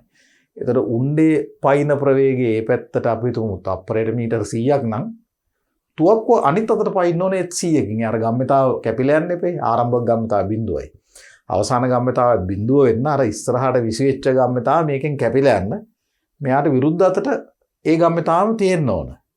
එතකොට දැන් මෙයාට විරුද්ධ අතට ඒ ගම්මිතාවම එන්න නම් මේ ස්කන්ධ දෙක සමාන වුණා නම් මොකද වෙන්නේ? මේ ප්‍රවේගයෙන් මේකට එන්න ඕන. ඒක උණ්ඩේ විසිවෙන වේගෙන්ම තුවක්කුව පැන්න නම් කොහොමද? තුවක්කුව වැදිලා වෙඩික්කරු මැරෙනවා නේද? එතකොට තුවක්කුව එහෙම වයින්න හොඳ නැහැ. එහෙනම් නිෂ්පාදකයෝ තුවක්කුව ගොඩක් බරට හදන්නේ. උණ්ඩේ බර වගේ සමහරට 10 ගුණයකින් බරයි තුවක්කුව. එතකොට වෙන්නේ උණ්ඩේට ඉතාධික ප්‍රවේගයක් ආවත් තුවක්කුවට පිටිපස්සට පයින් අපි කියන එකට වාංගු වෙනවා කියලා නේ. වාංගු වෙන වේගය අඩු වෙනවා. එනිසා දැන් ওই වාංගු වීම ලොකු ප්‍රශ්නයක් වෙන්නේ ලොකු කාලතුවක්කුව වගේ වේ. දැන් කාලතුවක්කුව වල විශාල උණ්ඩනේ යන්නේ. ඒ වේ මහ විශාල ගම්මිතාවයක් තියෙන ඒවා කිලෝමීටර ගණන් දුර යන උණ්ඩේ. ඒකට ලොකු ගම්මිතාවයක් තියෙන හින්දා අර තුවක්කුව අනිත් පැත්තට විසිවෙන වේගෙත් උඟක් වැඩි අල්ලලා නවත්තන්න බෑ. ඒවට ඉතින් වෙනම යාන්ත්‍රණ දාලා තියෙනවා ස්ප්‍රින්ග්ස් දුනු දාලා දුනු වලින් මේක ආපහු පස්සට පයින් ඒ ලොකු ගම්මිතාවේ හා චාලක ශක්තිය තුවක්කුවට ලැබෙන උරා ගන්නවා අර දුනු වලින් මේක ගිහිල්ලා ආයේ නැවතිලා ආයේ යන විදිහට අන්න ඒ මේ වෙනම ලිස්සන්න පුළුවන් විදිහට වේදිකා දාලා හදලා තියෙනවා. එහෙම නැත්නම් අඩු ගානේ රෝද හරි තියෙන්න ඕන කාලතුවක්කුවට පස්සට එන්න.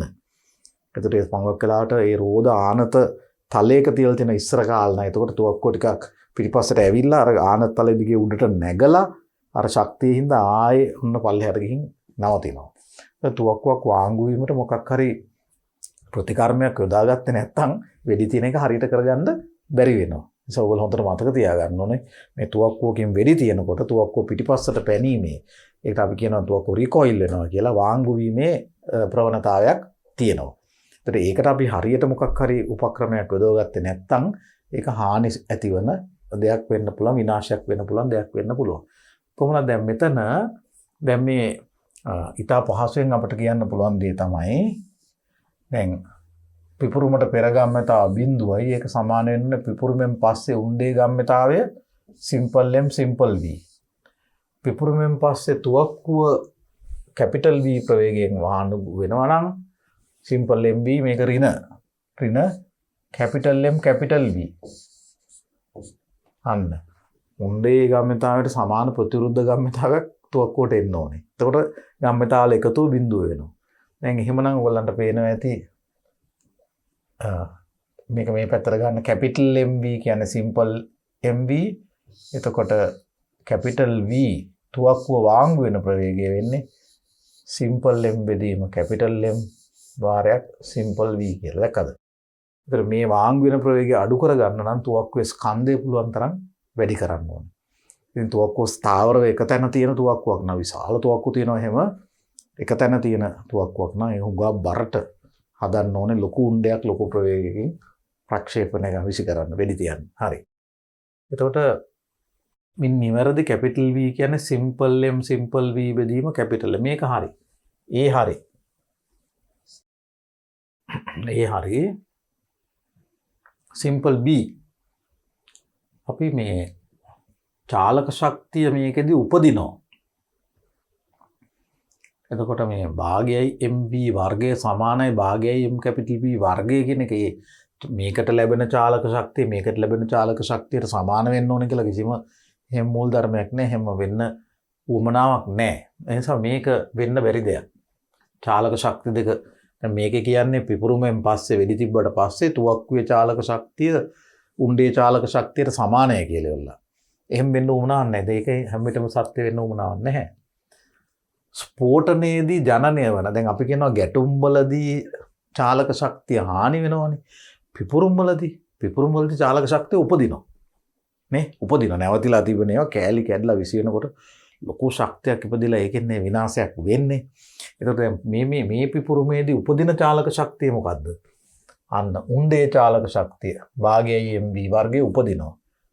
තුවක්කුවේ චාලක ශක්තිය භාගයයි M කැපිටල් V වර්ගයේ ඒකත් උපදිනවා. මේක හරි.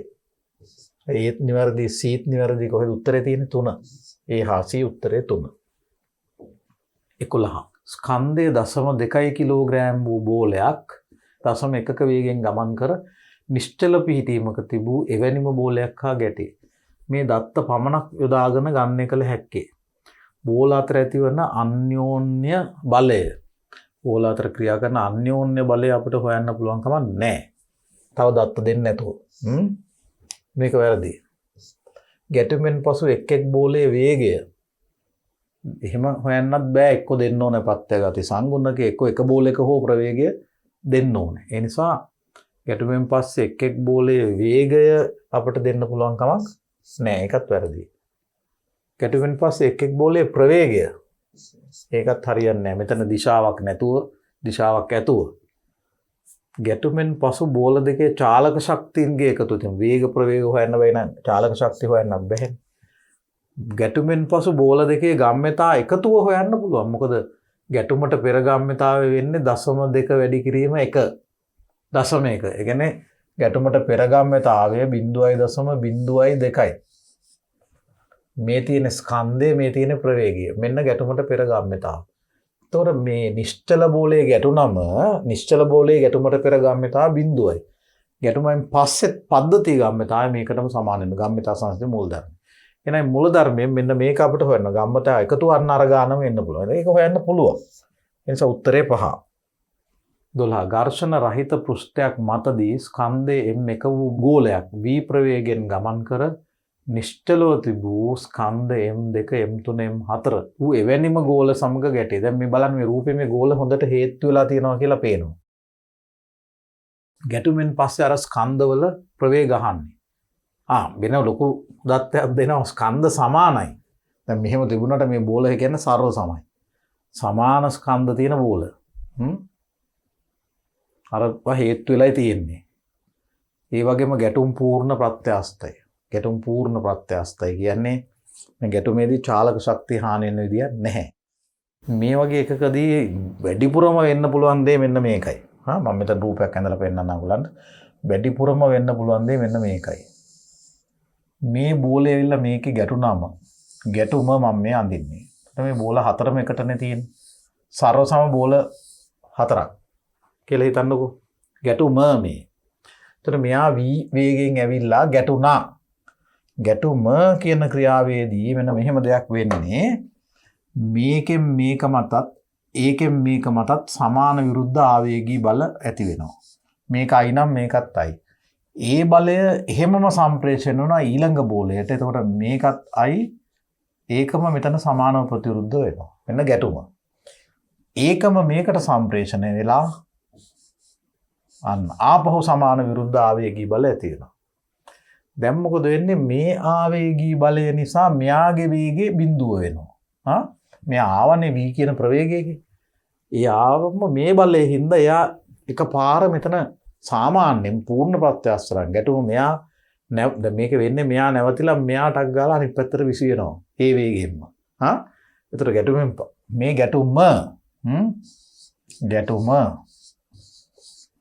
ගැටුමෙන් පස්සේ මොකද වෙන්නේ?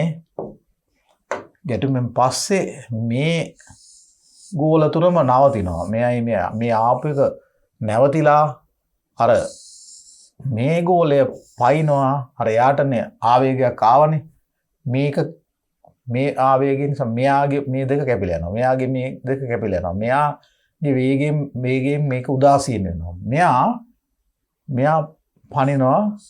චාලක ශක්ති හානියක් නැත්තම් මේ ස්කන්ධ සමාන නම් මේක ආවේ v වේගයෙන් නම් මෙතනින් පනින්නත් ඕනේ m v වේගයෙන්. එතකොට ගැටුමට පෙර චාලක ශක්තිය භාගයයි mv වර්ගය මේ සමාන ස්කන්ධ කියලා කියනවා මෙතන වෙනම මේ වරහන් ඇතුලේ.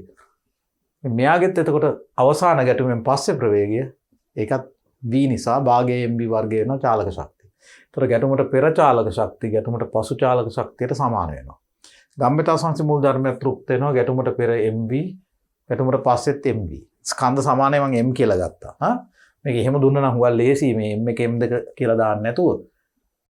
එතකොට මේක ඔයගොල්ලෝ සමහරට දැකලා ඇති මේ පොඩි මේසු උඩ තියෙන සෙල්ලම් බඩුවක් වගේ එකක් තියෙනවා. මේ වගේ ගෝල එකට එක ගෑවෙන විදිහට එල්ලලා තියෙනවා. ගෝල 4ක් නැත්තම් 5ක් එල්ලලා තියෙනවා. පොඩි රාමුවකින්. ඉතින් එක බෝලයක් මේ උස්සලා අතෑරියොත් ඒ බෝලේ ඇවිල්ලා මේකේ වැදුණු ගමන් එයා නවතිනවා. මේ වගේම. නැවතිලා අර අනිත් කොනේ එක එළියට පයින්නවා. පැන්නාම එයා උඩ ගිහිල්ලා ආයෙ ඇවිල්ලා එයා වදිනවා මෙතන. එතකොට මේ කොනේ එක තමයි ආපහු යන්නේ. මැද්දේ ගෝල නැවතිලා තියෙනවා. මේ ආසන්න වශයෙන් කිට්ටුවට ප්‍රත්‍යස්ත ගැටුම් ඇති වෙන විදිහට මේ ගෝල හදාගත්තොත් එතකොට මේ කොනේ ගෝලය ඇවිල්ලා වදිනවා. ආයෙ මේ කොනේ එක විසිනවා. එයා ඇවිල්ලා වැදුනහම මේ කොනේ එක විසිනවා. ඕක සෑහෙන වාර ගානක් නැවත නැවත වෙමින් තියෙනවා. ඉතින් එතකොට ඒක බලන් ඉන්න ඇයින්ට ටිකක් පොඩි සන්තෝෂයක් වගේ ඇති වෙන හින්දා ඒක මේ නිකන් අර ඕනමන්ට් එකක් නිකන් විසිත්ත භාණ්ඩයක් වගේ මේසවල් උඩ එහෙම තියෙන්න පුළුවන්. මම ඊළඟ පාඩමේදී පුළුවන් වුණොත් ඔබට ඒ වගේ එකක් ගෙනල්ලා පෙන්නන්නම්.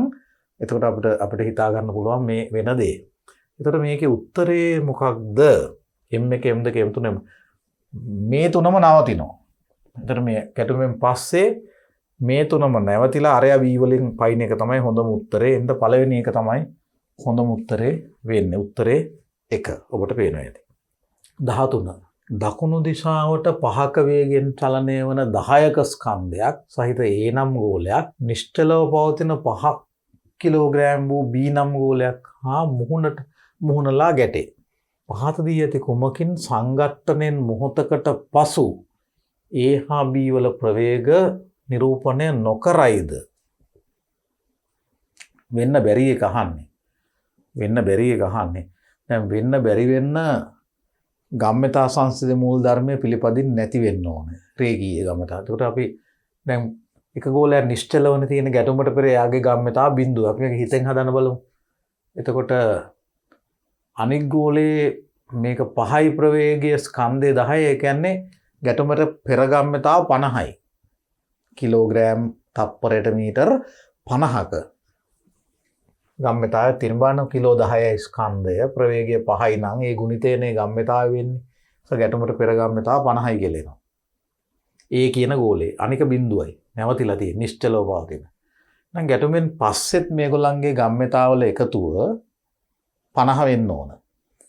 එතකොට මේ A ගේ ස්කන්ධය 10යි කිලෝග්‍රෑම් B ගේ ස්කන්ධය 5යි කිලෝග්‍රෑම්. දැන් අපි බලමු මේ ගැටුමෙන් පස්සේ දැන් 10 බෙදීම 3 ගානේ වුණොත් දෙන්නගේම ප්‍රවේග 10 බෙදීම 3 ගානේ වුණොත් 10 මෙයාගේ ගම්මිතාවේ 100 බෙදීම 3 වෙනවා. මෙයාගේ ගම්මිතාවේ 50 බෙදීම 3 වෙනවා. එතකොට ගැටුමෙන් පස්සේ ගම්මිතාවල එකතුව කීයද දෙන්නගේ? 100 බෙදීම 3 වැඩි ධන 50 බෙදීම 3 150 බෙදීම 3 50යි. අර 50ම එනවා. මේක වෙන්න පුළුවන් එතකොට. මොකද ගම්මිතා සංස්කෘතිය රැකෙනවා. මේක 3යි 4යි. එතකොට 3 වරක් 10යි 30යි 5 වරක් 4 20යි. 30යි 20යි 50යි. මේකෙත් ගැටුමෙන් පස්සේ ගම්මිතාව 50ක් වෙන හින්දා වෙන්න පුළුවන්. මේක 2 වරක් 10යි 20යි 5 වරක් 6යි 30යි.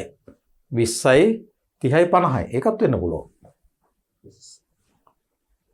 මෙතන 5 බෙදීම 3 මෙයාගේ 10ට හම්බ වෙනවා ඒ ප්‍රවේගය. 50 බෙදීම 3 ධන 20 වරක් 5 100 බෙදීම 3. 50 බෙදීම 3 ධන 100 බෙදීම 3 150 බෙදීම 3 50යි. ඒකෙත් ගම්මිතාව වෙනවා. ඒකත් වෙන්න පුළුවන්. මෙතන මේකේ බිඳුවයි මේක වෙන්න බෑ මේ පූර්ණ ප්‍රත්‍යස්ත වෙන්නේ නැතුව මේක තමයි ටිකක් බලමුකෝ අපි. මේක නවතිනවා. කියන එකක් නැවතිලානේ කියනවා. දැන් මෙයා මේ බර වැඩි එකක් කිලෝ 10ක් එක්කෙනා බර වැඩිනේ එන එක්කෙනා. එයාව නැවතිලා අරයව විතරක් විසි වෙන්න ඒක හිතන්න අමාරුයි. මෙන්න මේක තමයි වෙන්න බැරි. හැබැයි මෙයාගේ ගම්මිතාව හරියනවා. මේ බිඳුව වැඩි කිරීම 10 ගැටුමෙන් පස්සේ මේකේ ගම්මිතාව බිඳුවයි මේකේ 50 එනවා. මේ උත්තර පහේම රේඛීය ගම්මිතා සංස්කෘතිය හරියනවා. ඒ උත්තර පහේම රේඛීය ගම්මිතා සංස්කෘතිය මූල ධර්මයෙන් නෙමෙයි බලන්න ඕනේ. ඒක තේරෙන්න ඕන එක දෙයක්. මෙහෙම. ගැටුමකදී සාමාන්‍යයෙන් චාලක ශක්තිය උපදින්න බෑ. චාලක ශක්තිය උපදින්න බෑ. හානියක් මිස. චාලක ශක්තිය හානි නොවී තියෙන්න පුළුවන් ගැටුම පූර්ණ ප්‍රත්‍යස්ත නම්. දැන් මේකේ ගැටුමට පෙර චාලක ශක්තිය කීයද? භාගයයි අර 10 ස්කන්ධයේ m ඒකේ ප්‍රවේගය 5යි 5 වර්ගයේ 25යි. මෙන්න ගැටුමට පෙර චාලක ශක්තිය. භාගයයි mu වර්ගය අනිත් එක්කෙනා නිශ්චලනේ අනිත් එක්කෙනාගේ චාලක ශක්තිය ගැටුමට පෙර බිඳුවයි. ඒතර ගැටුමට පෙර පද්ධතියේ චාලක ශක්තිය වෙන්නේ 250 බෙදීම 2 ජූල් 125යි. ජූල් 125යි. මේ චාලක ශක්ති බැලුවොතින් ගැටුමෙන් පස්සේ 125ට වැඩි අඩු වෙන්න ඕන. දැන් මේ එකක ලොකු ප්‍රවේගයක් තියෙන එක ටිකක් හිතන්න අමාරුයි. මොකද දන්නවද ප්‍රවේගය වැඩි වෙනකොට ඒ ගැටුමෙන් පස්සේ එකක ප්‍රවේගය හුඟක් වැඩි වුණා කියන්නේ භාගයයි u වර්ගයනේ u වර්ග වෙන හින්දා ප්‍රවේගය වැඩි වෙනකොට ප්‍රවේගය වර්ග වෙන හින්දා මෙතන තමයි සැකයක් හිතෙන්නේ. චාලක ශක්තිය ගැටුමෙන් පස්සේ බලමු කීයද කියලා මේක නම් මේකෙන් චාලක ශක්තිය බැලුවොත් මේක බිඳුව වෙනවා. ධන මේකේ කිලෝ 5ක පයින්නවා 10ක ප්‍රවේගයෙන් භාගයයි m5යි 10 වර්ගය 100යි. එතකොට යම් විදිහකින් මෙන්න මේ ප්‍රවේග යුගලය නම් ගැටුමෙන් පස්සේ දෙන්නට එන්නේ. ගම්මතා සංස්ථිතිය හරි ගියත් මෙන්න බලන්නකෝ. ගැටුමෙන් පස්සේ මේ චාලක ශක්තිය බැලුවොත් මේ දෙන්නගේ චාලක ශක්තිය එකතුව බැලුවොත් මෙයාගේ බිඳුව වුණත් මෙයාට ලොකු චාලක ශක්තියක් එනවා. භාගයයි ස්කන්ධය 5යි මේ 5කනේ බීනේ විසියෙන්නේ මේ ගානෙන්. භාගයයි 5 වැඩි කිරීම 100 500 බෙදීම 2 250ක් එනවා. මම ලියන්නේ නෑ මේ ගැටුමට පෙර චාලක ශක්තිය 125යි. ගැටුමෙන් පස්සේ 250ක් එන්න බෑනේ කවදාවත් නේ. ඒ කියන්නේ ගැටුමේදී චාලක ශක්තිය උපදිලා එහෙම වෙන්නේ නෑ කවදාවත්. පිපුරුමකදී උපදිනවා. හරි? ගැටුමකදී එහෙම වෙන්න බෑ. ඒ හින්දා මෙන්න මේ කියන උත්තරේ වෙන්න බැරි උත්තරයක්. උත්තරේ 5. උත්තරේ 5. 14. එකම රේඛාවක එකිනෙකා වෙතට ගමන් කරන 2යි 3යි ස්කන්ධ දෙකක් එකතු වෙලා තනි වස්තුවක් විදිහට සම්බන්ධ වෙනවා. සම්බන්ධ වෙන්න පෙර ඒ වායේ ප්‍රවේග දෙනවා. දැන් මෙහෙමයි. දැන් මේ වස්තු දෙක මම ඇන්දොත් ගැටුමට පෙර 2 කිලෝග්‍රෑම් 3 කිලෝග්‍රෑම් මම ඒකක ලිව්වේ නෑ. මෙයාගේ ප්‍රවේගය 10යි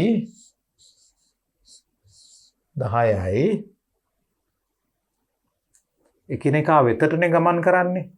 එතකොට මෙයා මෙහෙට එනවා මෙයා අනිත් අතට එන්න ඕනේ. මෙයාගේ ප්‍රවේගය 5යි 10යි 5යි. ඊට පස්සේ මේ දෙන්න එකතු වෙලා යනවා. එකතු වුණාම කීයද? 3යි 2යි 5යි කිලෝ ස්කන්ධය. ප්‍රවේගය u කියමු. එතකොට මේ ගැටුමේදී ගම්මතාව හානි වෙන්නේ නැහැ. අන්තර් බලය එන්නේ. ඒ නිසා පද්ධතිය ගැටුමට පෙර ගම්මතාව මේ පැත්තට දෛශක ධන කිව්වොත් දෙවරක් 10 20යි එයාගේ ගම්මතාව. තුන්වරක් 5 15යි මෙයාගේ ගම්මතාවය.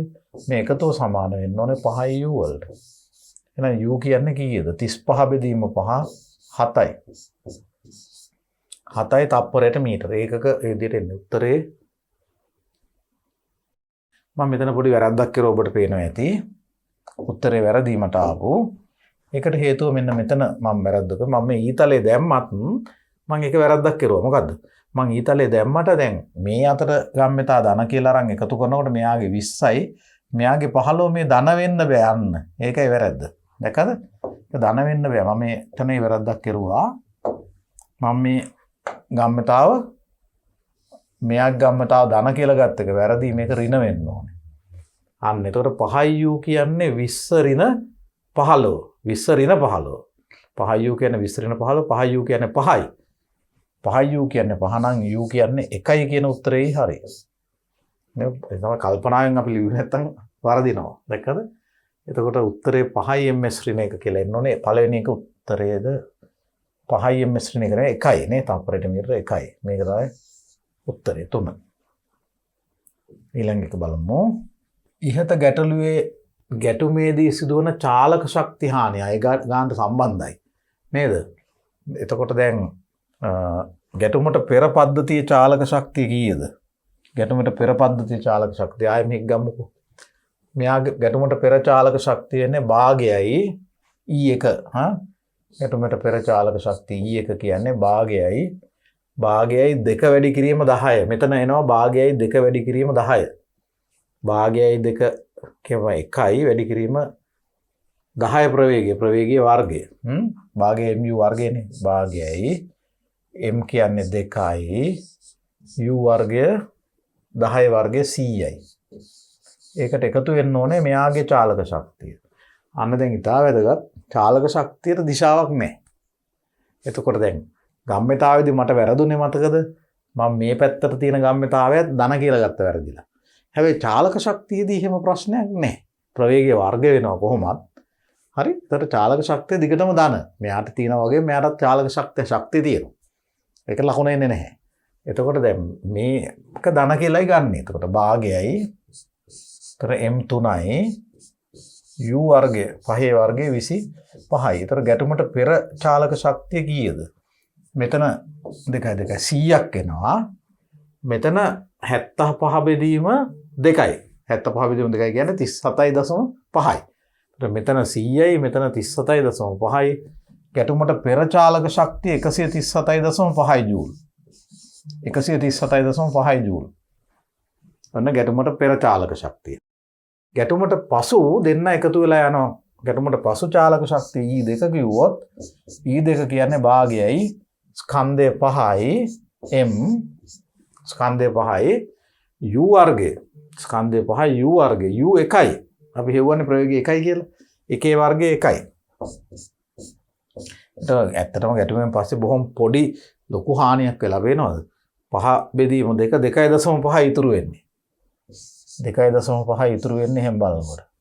ජූල්. එතකොට චාලක ශක්ති හානියක් වෙනවා.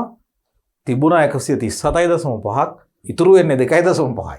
තිබුණා 137.5ක්. ඒකෙන් ඉතුරු වෙන්නේ 2.5යි. ගැටුමේදී හානි වෙලා තියෙනවා 135ක්ම. ඉතුරු ඔක්කොම ටික 135ක්ම. එතකොට ගැටුමේදී චාලක ශක්ති හානිය ජූල් 135 කියන මේ 4 වෙනි උත්තරේ එන්නේ උත්තරේ 4.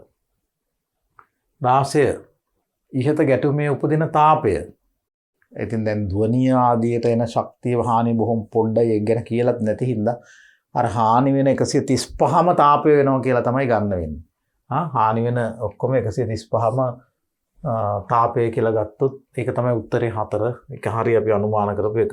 17 මේසයක් මත ඇති ලී කුට්ටියක් ග්‍රෑම් 495ක් බරයි.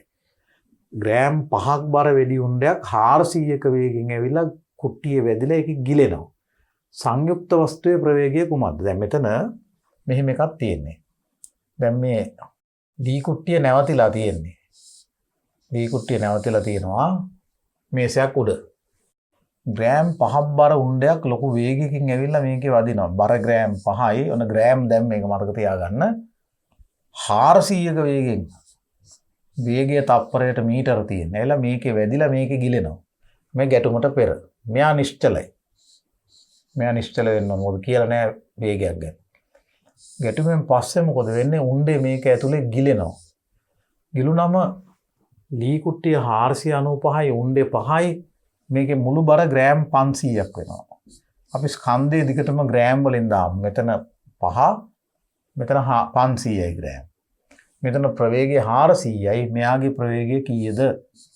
දැන් උණ්ඩේ ඇවිල්ලා ලී කුට්ටිය වේගෙන් බැදිලා ලී කුට්ටිය පසා කරගෙන ගිහලා ඇතුලේ හිර වෙනවා. ඒ හින්දා මේක ගැස්සිලා ඉස්සරහට යනවා. නේ? ඉස්සරහට විසිලා යනවා. එතකොට ගැටුමට පෙර ගම්මිතාවය තියෙන්නේ ලී කුට්ටියේ බිඳුවයි. ගැටුමට පෙර ගම්මිතාවය වෙන්නේ මේ ග්‍රෑම් කමන්නේ 5 වැඩි කිරීම 400යි. මෙන්න ගැටුමට පෙර ගම්මිතාව මේ පැත්තට. ගැටුමට පසු ගම්මිතාව වෙන්නේ දෙන්න එකතු වුණාම ස්කන්ධයේ ග්‍රෑම් 500යි. දැන් මෙතන මේ ඒකක මේකත් ග්‍රෑම් මේකත් ග්‍රෑම්. දෙක සමානයි. වැරද්දක් වෙන්නේ නැහැ. මේ පැත්තේ ග්‍රෑම් මේ පැත්තේ ග්‍රෑම්. මේක තප්පරයට මීටර. ඒතකොට මේකත් එන්නේ තප්පරයට මීටර වලින්. හරි. ප්‍රවේගය u. දැන් නිකම් වෙනවා මෙතන 400 වැඩි කිරීම 5 කියන්නේ 5 වරක් 4 20 2000 බෙදීම 500 u 4යි ms ඍණයක. තප්පරයට මීටර 4ක ප්‍රවේගයෙන් තමයි විසි වෙන්නේ පළවෙනි එක උත්තරේ. තාප ශක්තිය හානිවන නැත්නම් උපදින අර ගැටුමේදී හානිවන චාලක ශක්තිය උණ්ඩේ ගිහින් වැදිලා ලොකු ශක්තියක් හානි වෙයි. ඒ හානි වෙන ශක්තිය තාපයේ බවට පරිවර්තන වෙනවා. එහෙනම් චාලක ශක්ති හානිය හෙව්වා නම් ඉස්සෙල්ලා මේ ගානේ එන චාලක ශක්ති හානිය මොකද්ද? ගැටුමට පෙර චාලක ශක්තිය වෙන්නේ උණ්ඩේට විතරයි චාලක ශක්තිය තියෙන්නේ. මේ කුට්ටිය නැවතිලානේ තියෙන්නේ. උණ්ඩේට විතරයි චාලක ශක්තිය තියෙන්නේ. භාගයයි මෙතන නම් ජූල් වලින් ශක්තිය ගන්න නම් ස්කන්ධය අපි හරියට එකම ඒකකයකින් දාන්න ඕන. ඒ නිසා අපි ස්කන්ධය ග්‍රෑම් දාලා හරියන්නේ නැහැ. ජූල් වලින් ගන්න කිලෝග්‍රෑම් වලින් දාන්න ඕනේ. ඒ නිසා මේ 5 ග්‍රෑම් 5 කියන එක දාන්න වෙනවා. 5 වැඩි කිරීම 10 ඍණ 3යි. කිලෝග්‍රෑම් කරන්න වෙනවා. ඒකක බලන්න වෙනවා. භාගයයි mu වර්ගය 400 වර්ගය. වැඩි කිරීම 400 වර්ගය.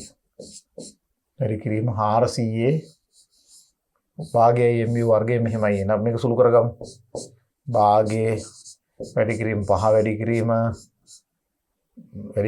10 ඍණ 3 400 වර්ගය කියන්නේ කීයද? 4 වරක් 4 16යි 0.4ක් එනවා. 0.4ක් එනවා නේ. ඔන්න 400 වර්ගය. ඒතර මේ 10 ඍණ 3ත් එක්ක මෙතන 10 ධන 3ක් කැපිලාම 160යි. 160 බෙදීම 2 කියන්නේ 80යි. 80 වැඩි කිරීම 5 400යි. 400යි. 80 වැඩි කිරීම 5 400යි. ඒ නිසා ගැටුමට පෙර උණ්ඩේ චාලක ශක්තියක් තියෙනවා ජූල් 400ක. බලන්න අපි හරියට කරාද කියලා භාගයයි 5 වැඩි කිරීම 10 ඍණ 3 මේ ග්‍රෑම් කිලෝග්‍රෑම් කරුවා. 400 වර්ගයේ 4ක් 4 16යි. එතන 0.2 වර්ග වෙනකොට 0.4ක් එනවා. හරි. ඒ 0.3 ගියාම 160.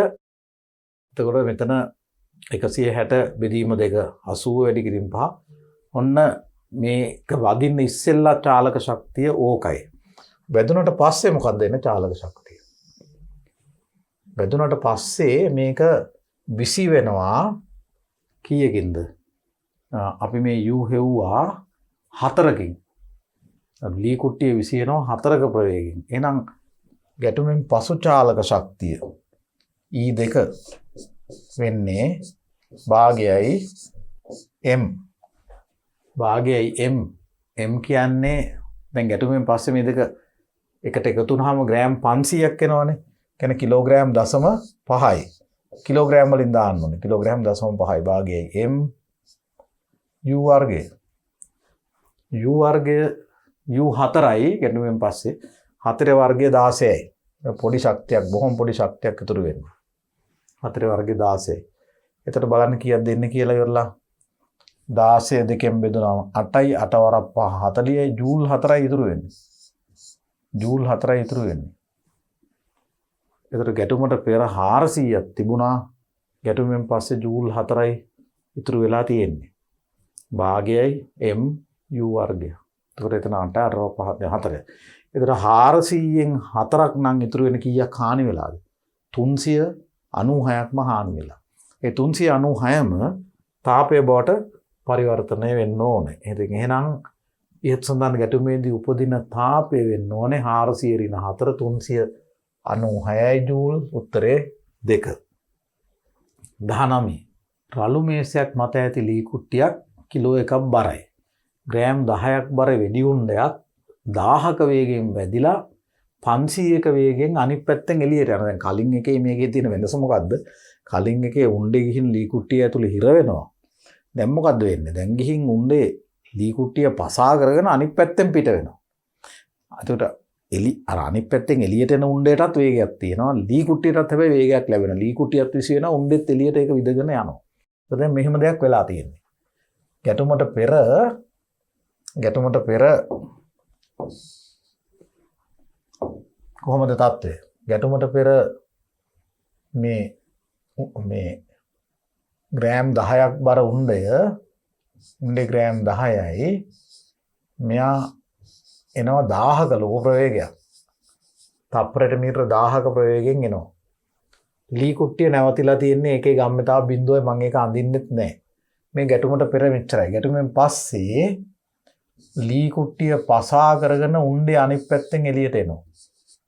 ඒතර මේ ග්‍රෑම් 10 උණ්ඩය මේක විදගෙන එනවා එළියට 500ක. ඒකේ වේගයෙන් භාගයක්ම ඉතුරු වෙලා 1000ක් තිබිච්ච එක 500 වෙලා මේක වැදුණු හින්දා. ඉතින් දැන් මේකේ ස්කන්ධය කිලෝ 1යි. මේක කිලෝ 1යි. එතකොට මේක කිලෝ 1යි කියන්නේ ග්‍රෑම් නම් 1000යි. අපි ග්‍රෑම් වලින්ම දාමුකෝ. එතකොට දෙකම ග්‍රෑම්නේ. මෙයාට හම්බ වෙන ප්‍රවේගය අපි u කියලා හිතමු. මොකද මේක පසා කරගෙන උණ්ඩේ යනකොට අනිවාර්යෙන් ලී කුට්ටියටත් ප්‍රවේගයක් ලැබෙනවානේ. ඒතර ගම්මිතා සංස්ථේ මූලධර්මයේ දැම්මොත් පද්ධතිය බල අන්තර් බල. ඒ කියන්නේ මෙතනදී බල ඇති වෙනවා උණ්ඩෙන් ලී කුට්ටිය මතත් වෙනවා ලී කුට්ටියෙන් උණ්ඩේ මතත්. ඒවා කැපිලා යනවා. පද්ධතිය ගත්තාම ගැටුමට පෙර ගම්මිතාව වෙන්නේ මේ පැත්තට 1000 වැඩි කිරීම 10. 10 වැඩි කිරීම 10. මේක තප්පරයට මීටර මේක ග්‍රෑම් කමන්නේ. අපි දිගටම ග්‍රෑම් වලින් දාමු ස්කන්ධය. ගැටුමෙන් පස්සේ මේක ග්‍රෑම් 1000යි. ඒකේ ප්‍රවේගය u. ධන මේක ග්‍රෑම් 10යි. ඒකේ ප්‍රවේගය 500යි. සියලුම ප්‍රවේග තප්පරයට මීටර සියලුම ස්කන්ධ ග්‍රෑම්. උතර වැරද්දක් වෙන්නේ නැහැ. මේක දිගටම අපි 1000න් බෙදමු. දිගටම 1000න් බෙදමු. මෙතන මේ 10යි මේ බිංදු 2යි 1000ක් වෙන. එතන ඉතුරු වෙන්නේ 5යි. මෙතන ඉතුරු වෙනවා u. මෙතන ඉතුරු වෙනවා 10ක්. ඒතර 10 කියන්නේ u ධන 5 නම් u කියන්නේ 10 5යි. 10 ඍණ 5 5යි නේ. මේක 10යි. ඒත් u කියන්නේ 10 ඍණ 5 5යි. ඒ අනුව ආරම්භක ප්‍රවේගය 5යි කියන මෙන්න මේ උත්තරේ එනවා. 20. ඉහත ලී කුට්ටිය ඉන් පසුව ඇතිවන චලිතයේදී මීටර් 4ක් දුර ගිහින් නවතිනවා නම් දැන් මේක ඇත්තටම ඝර්ෂණයේ ප්‍රශ්නයක්. ඊට පස්සේ තියෙන මේ කොටස නම් ඇත්තටම ඝර්ෂණයේ ප්‍රශ්නයක්. දැන් මේ ලී කුට්ටිය ඊට පස්සේ මීටර 4ක් ගිහින් නවතිනවා. දැන් ලී කුට්ටියට ලැබුණු ප්‍රවේගය කීයද? අපි කලින් හැදුවානේ. ලී කුට්ටියට 5ක ප්‍රවේගයක් ලැබුණා. හරිනේ. දැන් බලන්නකෝ. දැන් මේ ලී කුට්ටියට 5ක ප්‍රවේගයක් ලැබුණානේ. මේ ප්‍රවේගය 5යි. මේක ස්කන්ධය කිලෝ 1ක් බරයි ලී කුට්ටිය.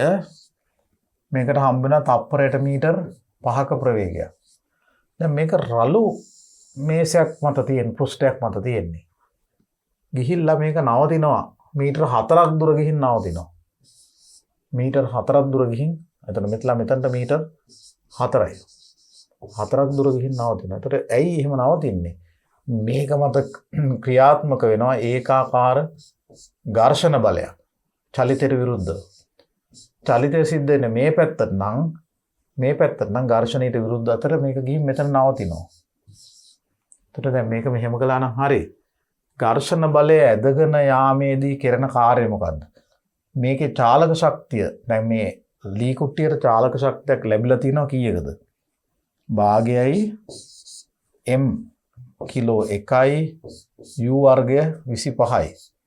මෙන්න මෙච්චර චාලක ශක්තියක් ලැබිලා තියෙනවා ලී කුට්ටියට. මේ චාලක ශක්තිය හානි වෙන්න ඕන මේ ඝර්ෂණ බලය ඇදගෙන ගිහිල්ලා මීටර 4ක්. එහෙනම් මේක සමාන වෙන්න ඕන ඝර්ෂණ බලය ඇදගෙන ගියා මීටර 4ක්. බලය වැඩි කිරීම මේ බලය විස්ථාපනය වෙලා තියෙනවා මීටර 4ක් මේ කියන චාලක ශක්තිය හින්දා තේරුණා. දැන් හරි ලේසි. අර උණ්ඩේට වේගය ලැබුණ නැත්නම් යන්නේ නැහැනේ. මේ ලී කුට්ටියට වේගය ලැබුණ නැත්නම් යන්නේ නැහැ. ලී කුට්ටියට වේගය ලැබුණා. ඒ නිසා චාලක ශක්තියක් ලැබුණා. ඒකට ඝර්ෂණ බලයත් ඇදගෙන ගිහිල්ලා අන්තිමේ චාලක ශක්තිය අඩු වෙලා බිඳුව වුණාම චාලක ශක්තිය මේක නැවතිලා. ඒතකොට ඝර්ෂණ බලෙත් ඇදගෙන මීටර 4ක් ගියා නම් අන්න ඝර්ෂණයට එරෙහිව කරන කාර්යය තිබුණු චාලක ශක්තියට සමාන කෙරුවා. ඒකයි උනේ. ඒතකොට මෙතන කීය දෙන්නේ F කියන්නේ? මේ 25 බෙදන්න ඕනේ දෙවරක් 4 8ෙන්. 25 8ෙන් බෙදුවොත් 3යි 8 වරක් 3 24යි 3යි 8ෙන් 1යි. 3යි 8ෙන් 1යි. 3යි 8ෙන් 1යි කියන්නේ 3.1යි 2යි 5යි නිව්ටන්. මෙන්න ඝර්ෂණ බලය උත්තරේ 4. උත්තරේ 4 20. 21. මීටර 2ක් දිග තන්තුවකින් ග්‍රෑම් 495ක් බර ලී කුට්ටියක් සිරස්ව එල්වා ඇත. 400ක ප්‍රවේගයෙන් ගමන් කරන ග්‍රෑම් 5ක් බර වෙඩි උණ්ඩයක් ලී කුට්ටිය වැදී එහි ගිලේ. ලී කුට්ටිය ආරම්භක ප්‍රවේගය කුමක්ද? දැන් මීටර 2ක් දිග තන්තුවකින් දැන් මේ තියෙන කොටසට විතරක් නම් මේක දිගෙන් ඇත්තරම ප්‍රයෝජනයක් නැහැ. මීටර 2ක් දිග තන්තුවකින් මේ ලී කුට්ටිය එල්ලලා තියෙනවා. මේකට උණ්ඩයක් ඇවිල්ලා වේගයෙන් වදිනවා. උණ්ඩය ග්‍රෑම් 5ක් බරයි. උණ්ඩයට තියෙනවා කොච්චර ප්‍රවේගයද? 400ක්. ප්‍රවේගයෙන් ඇවිල්ලා මේකේ වැදිලා මේ උණ්ඩේ මේකේ ගිලෙනවා. එතකොට මේ 495යි ලී කුට්ටිය මේ පහ ගිලුනම මේක ග්‍රෑම් 500ක් වෙනවා. ග්‍රෑම් 500යි. ඊට අමතරව මේකට මේ අතට ප්‍රවේගයක් ලැබෙනවා ගම්මිතා සංස්කෘතික මූලධර්මය අනුව. එතකොට ගැටුමට පෙර ගම්මිතාවය වෙන්නේ 400 වැඩි කිරීම 5යි. මේකේ ගම්මිතා බිඳුවයි. 400 වැඩි කිරීම 5යි. එතකොට 400 වැඩි කිරීම 5 ගැටුමට පෙර ගම්මිතාවය සමාන වෙන්න ඕනේ. ගැටුමෙන් පස්සේ ස්කන්ධය 500 වෙනවා ප්‍රවේගයට. ග්‍රෑම් ස්කන්ධය දෙපැත්තෙම ග්‍රෑම් දැම්මේ ප්‍රවේග තප්පරයට මීටර වලින් එතකොට එන්න ඕනේ. එතකොට මෙතන කීයද එන්නේ? මේ බිංදු 2යි මේ බිංදු 2යි මේ 5යි කැපුණම u කියන්නේ කීයද? 4යි. ms ශ්‍රේණිය. ඒක බොහොම ලේසියෙන් එනවා. 4ක ප්‍රවේගයක් එන්නේ උත්තරේ 2. උත්තරේ 2 4ක ප්‍රවේගයක් මෙහාට එනවා මේ විදිහට. ග්‍රෑම් 500යි ලී කුට්ටිය උණ්ඩෙත් ඒක ඇතුලේ තියෙන්නේ. උණ්ඩේ ලී කුට්ටිය දෙකේම බර එකතුව 500යි. ප්‍රවේගයක් ලැබුණා තිරස්ව හරියටම 4ක. ඉහත ලී කුට්ටිය භ්‍රමණය නොවි චලනය වේ නම් ඉන් පසුව ඇතිවන චලිතයේදී එය ආරම්භක පිහිටීමට වඩා කොපමණ සිරස් උසකට එළඹේද? දැන් මේක මේ ගාන අපිට එතනින් එහාට තව ගෙනියනවා අපිවනේ. දැන් බලන්නකෝ දැන් මේ මෙහෙම එකක් කියන්නේ. දැන් මේ ලී කුට්ටිය මෙහෙම එල්ලලානේ තිබුණේ. ලී කුට්ටිය මෙහෙම එල්ලලා තිබුණේ. දැන් මේක වැදුනම මේකට මේ අතට ප්‍රවේගයක් ලැබුණා. මොකද්ද ප්‍රවේගය ලැබුණු බලමු? 4ක. 4ක ප්‍රවේගයක් ලැබුණා. එතකොට මේකට මේ 4 ප්‍රවේගය ලැබුණු හින්දා මේක කැරකෙන්නේ නැතුව මෙහෙම පැද්දිලා හෝම උඩට යනවා. නිකන් අවලම්බයක් වගේ මෙන්න මේ විදිහට. කියන්නේ මේක ගිහිල්ලා එක තැනක මෙන්න මෙහෙම නවතිනවා. කැරගෙන්නේ නැහැ. මේ වගේ ගිහින් මෙන්න මෙහෙම. එතකොට මෙතන මේ තන්තුවයි ලී කුට්ටිය උඩ පෘෂ්ඨය අතර කෝණය 90 නම් මෙතනත් 90 වෙන්න ඕන. උන්නේ මේක ඇතුලේ දැන් තියෙනවා. දැන් මෙතනට ගිහිල්ලා මේකේ ප්‍රවේගය බිඳුව වෙනවා. මෙතනට ගිහින් නවතිනවා කියලා හිතන්නකෝ. දැන් මේක දැන් නිකන් සරල අවලම්බයක් වගේ. හා? අපි මේවක් ගණන් හැදුවා කාර්ය ශක්ති ක්ෂමතාව යටතේ. කොච්චර උසකට එනවද? එතකොට මේ පද්ධති මේකේ මේ ලී කුට්ටියේ මෙතනදී තියෙන චාලක ශක්තිය තමයි අර මෙතන විභව ශක්තිය බවට පරිවර්තනය වෙන්නේ. මෙතන චාලක ශක්තිය බිඳුව වෙනවා. විභව ශක්තිය උපරිමයි එතනදී. එතකොට දැන් මෙන්න මේ උස අහන්නේ. කොච්චර උසකට මේක යනවද? එතකොට අපි මේ ලී කුට්ටිය කලින් තිබුණු මට්ටමේ විභව ශක්තිය බිඳුවයි කියලා ගත්තොත් මතකනේ අපි මෙතන දාන්න යන්නේ දැන් විභව ශක්තිය දන චාලක ශක්තිය නියතයක් කියලා. ගැටුමෙන් පස්සේ ගැටුමට එක් ගන්න බෑ. දැන් ගැටුම වෙලා ඉවරයි. තාපය හානිලා ඔක්කොම වෙලා ඉවරයි. ගැටුමෙන් පස්සේ මෙයාට ඉතුරු වුණානේ යම් චාලක ශක්තියක්. ඒ චාලක ශක්තිය තමයි මේක මේ උඩට යාමේදී විභව ශක්තිය බවට පත් වෙන්නේ. එතකොට මෙයා මේ උඩට ගිහින් තියෙන දුර මේ කෝණේ අංශක 90යි. මේ උස අපි h කියලා ගත්තොත් මේ උස h කියලා ගත්තොත් මේ පටන් ගන්නකොට විභව ශක්තිය ධන චාලක ශක්තිය මේ සමීකරණය හිතන්න ඕනේ. වීශා ධන චාශා නියතයක් කියන එක. මතකනේ? මේවා ලියන්න ඕනේ නැහැ කෙටි ප්‍රශ්නයක්කදී. එකපාර බලපුවම පේන්න ඕන කරන්න ඕන දේ. මෙතරදී විභව ශක්තිය බිඳුවයි කියලා ගන්න පල්ලෙහා මට්ටම. චාලක ශක්තිය භාගයයි m මේක ග්‍රෑම් 500යි කිලෝ 0.5යි. භාගයයි m u වර්ගය 4 වර්ගය 16යි. බලන්න හරිය නේද කියලා ගැටලුව. ග්‍රෑම් 500 කියන්නේ කිලෝ 0.5යි ප්‍රවේගය 4යි. ඒ තමයි භාගය m වර්ගය අපි ගත්තේ 4 වර්ගය 16යි. මේ ගැටුමට මොහොතකට පස්සේ මේකේ චාලක ශක්තිය මේක. ඒකට වීශා ධන චාශායන්න ඕක සමාන වෙන්න ඕන. මේ දෙවනි පිහිටීමේදී ශක්ති හානියක් වෙන නැත්තම් විභව ශක්තිය වෙන්නේ mgh 0.5යි ස්කන්ධය m g 10යි H. ධන චාලක ශක්තිය බිඳුවයි මෙතනදී. මෙතනදී නවතිනවා. ඔය H අහන්නේ. તો දැන් බාන කීය දෙන්නේ කියලා 0.5 කැපිලා ගියාම දෙපැත්තේ 16 බෙදීම 2 8යි. 8 සමානයි 10යි H. එහෙනම් H කියන්නේ 0.8යි මීටර කියලා එනවා. H කියන්නේ 0.8යි මීටර. උත්තරේ 5. අපිට හරි උත්තරය ඇවිත් තියෙනවා. උත්තරේ 5. ඊළඟට අපිට අදහන්නේ ලී කුට්ටිය සම්බන්ධ කර ඇති තන්තුව සිරස සමග සාධන උපරිම කෝණය. එක මේ රූපෙන්ම ගන්න බලමු. මේ රූපෙන්ම ගන්න බලමු. මෙන්න මේ කෝණය. මෙන්න මේ කෝණය අහන්නේ ලී කුට්ටියට සම්බන්ධ තන්තුව සිරස සමග සාධන උපරිම කෝණය. ඉතින් මෙච්චරනේ පැද්දිලා යන උපරිම ප්‍රමාණය. දැන් මේක දීලා තිබුණා. දැන් මේ උස මේකේ දිග මීටර බලමු මේක ආයෙ ගැටලුවට ගිහිල්ලා මීටර් 2ක් දිග තන්තුවක්. මීටර් 2ක් දිග තන්තුවක්. එතකොට තන්තුව මීටර් 2ක් දිගයි. එතකොට මේ තන්තුව මීටර් 2යි කියන්නේ සෙන්ටිමීටර් 200යි. ඒකෙන් 0.8ක් මේ ටික. එහෙනම් මෙන්න මෙතනට කොච්චර උසද? මෙන්න මේ ටික බලන්නකෝ. මෙතන 0.8යි. මේ මුළු එක 2යි. එහෙනම් මෙතනට මේ දුර වෙන්නේ මේ 2න් 0.8ක් අඩු කරාම 1.2යි මේක. මෙතන තන්තුව එහෙම් පිටින්ම තියෙනවා. මෙතන තන්තුව මීටර 2යි. දැන් අපිට මේ ඍජු කෝණී ත්‍රිකෝණයේ මේ තීටා කෝණයේ බද්ධ පාදය දන්නවා, කර්ණය දන්නවා. එතකොට මොකද්ද සම්බන්ධය? බද්ධ පාදයේ කර්ණය අතර cos තීටා. බද්ධ පාදය 1.2 බද්ධ පාදයේ බෙදීම කර්ණය 1.2 බෙදීම 2 කියන්නේ 0.6යි. එහෙනම් මේ හදන උපරිම කෝණය අපිට ගන්න පුළුවන් cos θ 0.6යි. θ කියන්නේ cos ප්‍රතිලෝම 0.6යි. මෙන්න මේ උත්තරේ එන්නේ. උපරිම කෝණය cos ප්‍රතිලෝම 0.6යි. දෙවෙනි උත්තරේ cos ප්‍රතිලෝම 0.6 කියන දෙවෙනි උත්තරේ අපිට ඇවිත් තියෙනවා.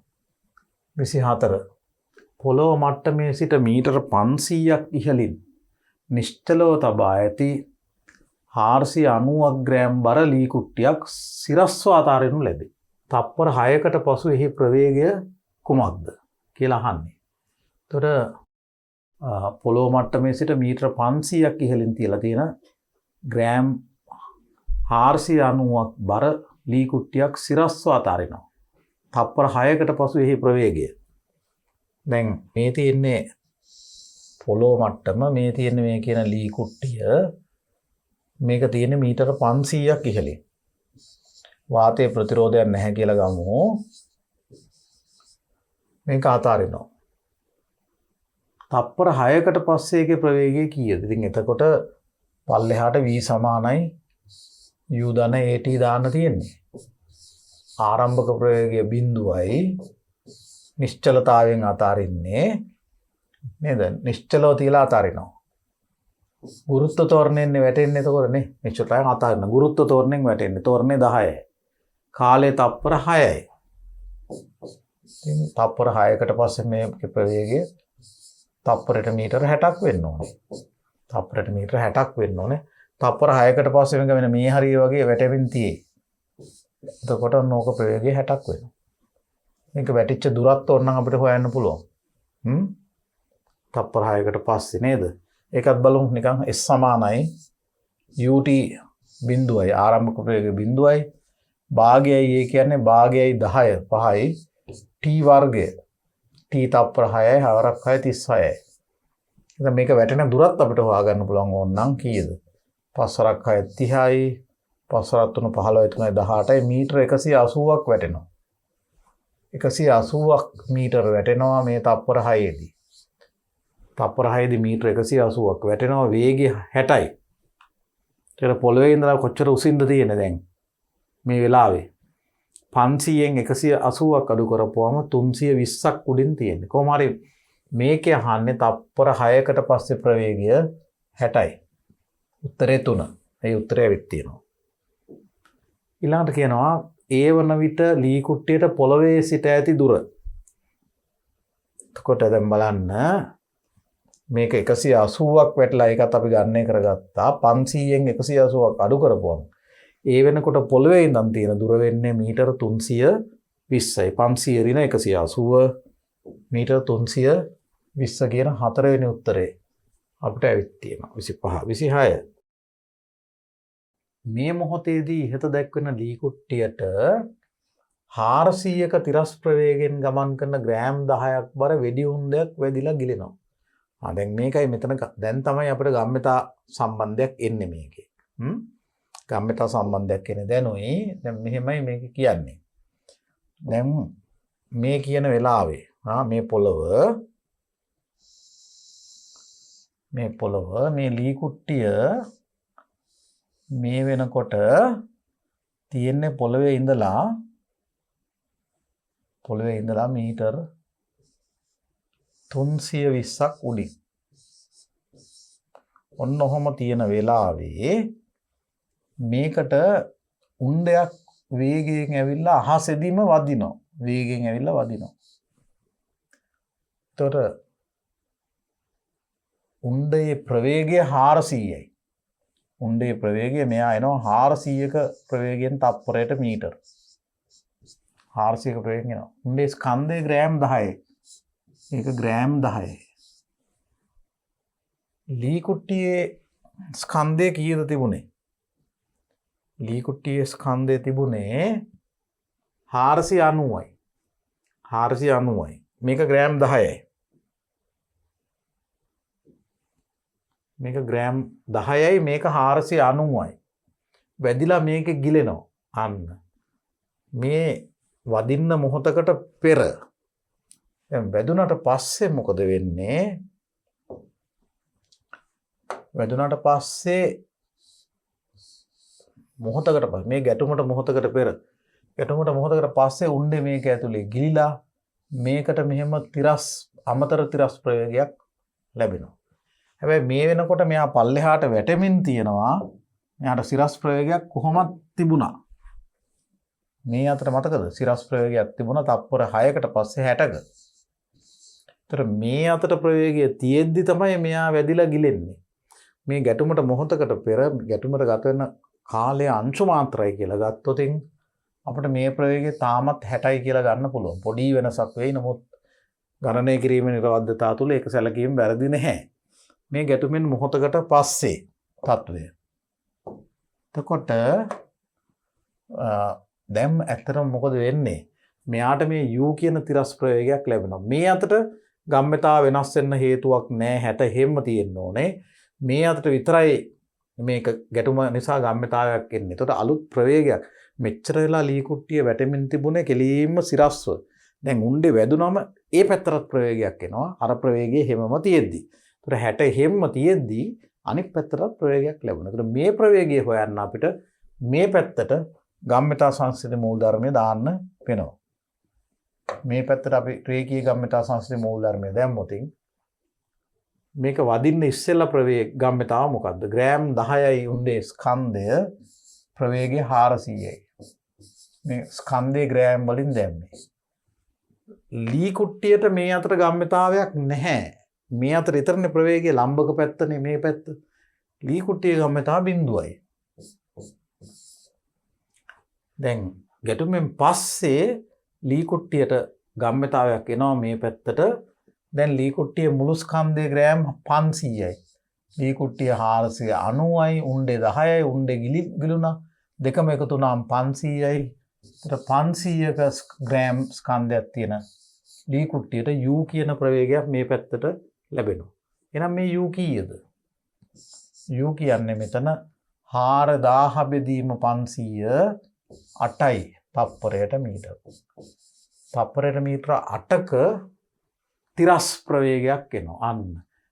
අනතුරුව ලී කුට්ටියේ තිරස් ප්‍රවේගය කීයද? තප්පරයට මීටර 8යි කියන මේ දෙවනි උත්තරය අපිට ඇවිල්ලා තියෙනවා. තප්පරයට මීටර 8යි. දැන් එතකොට මම මේක පොඩ්ඩක් හදාගත්තොත් මෙහෙම දෙයක් වෙන්නේ. මේ ෂෝක් ගැටලුවක් එතකොට ඔයගලන්ට පේනවා ඇති. දැන් මෙයාට හම්බ වෙනවා එතකොට මේ 500 මේ අතට 60 තියෙද්දි සිරස් ප්‍රවේගය තියෙද්දි ක්ෂණයකින් මොහොතකින් මේ අතට අලුත් ප්‍රවේගයක් හම්බුණා 8ක. ඒ පැත්තට 8යි ms රින එක මේ පැත්තට 60යි ms රින එක. දැන් ඇත්තට මොකද වෙන්නේ? මෙතන ඉඳලා ලී කුට්ටිය යන්න ඕන ප්‍රක්ෂිප්තයක නේද? දැන් ප්‍රවේග දෙකක් තියෙනවානේ. මේ පැත්තට තියෙන ප්‍රවේගයේ ගුරුත්වයත් එක්ක එකතු වෙලා ලී කුට්ටිය පහළට ගෙන ආවි.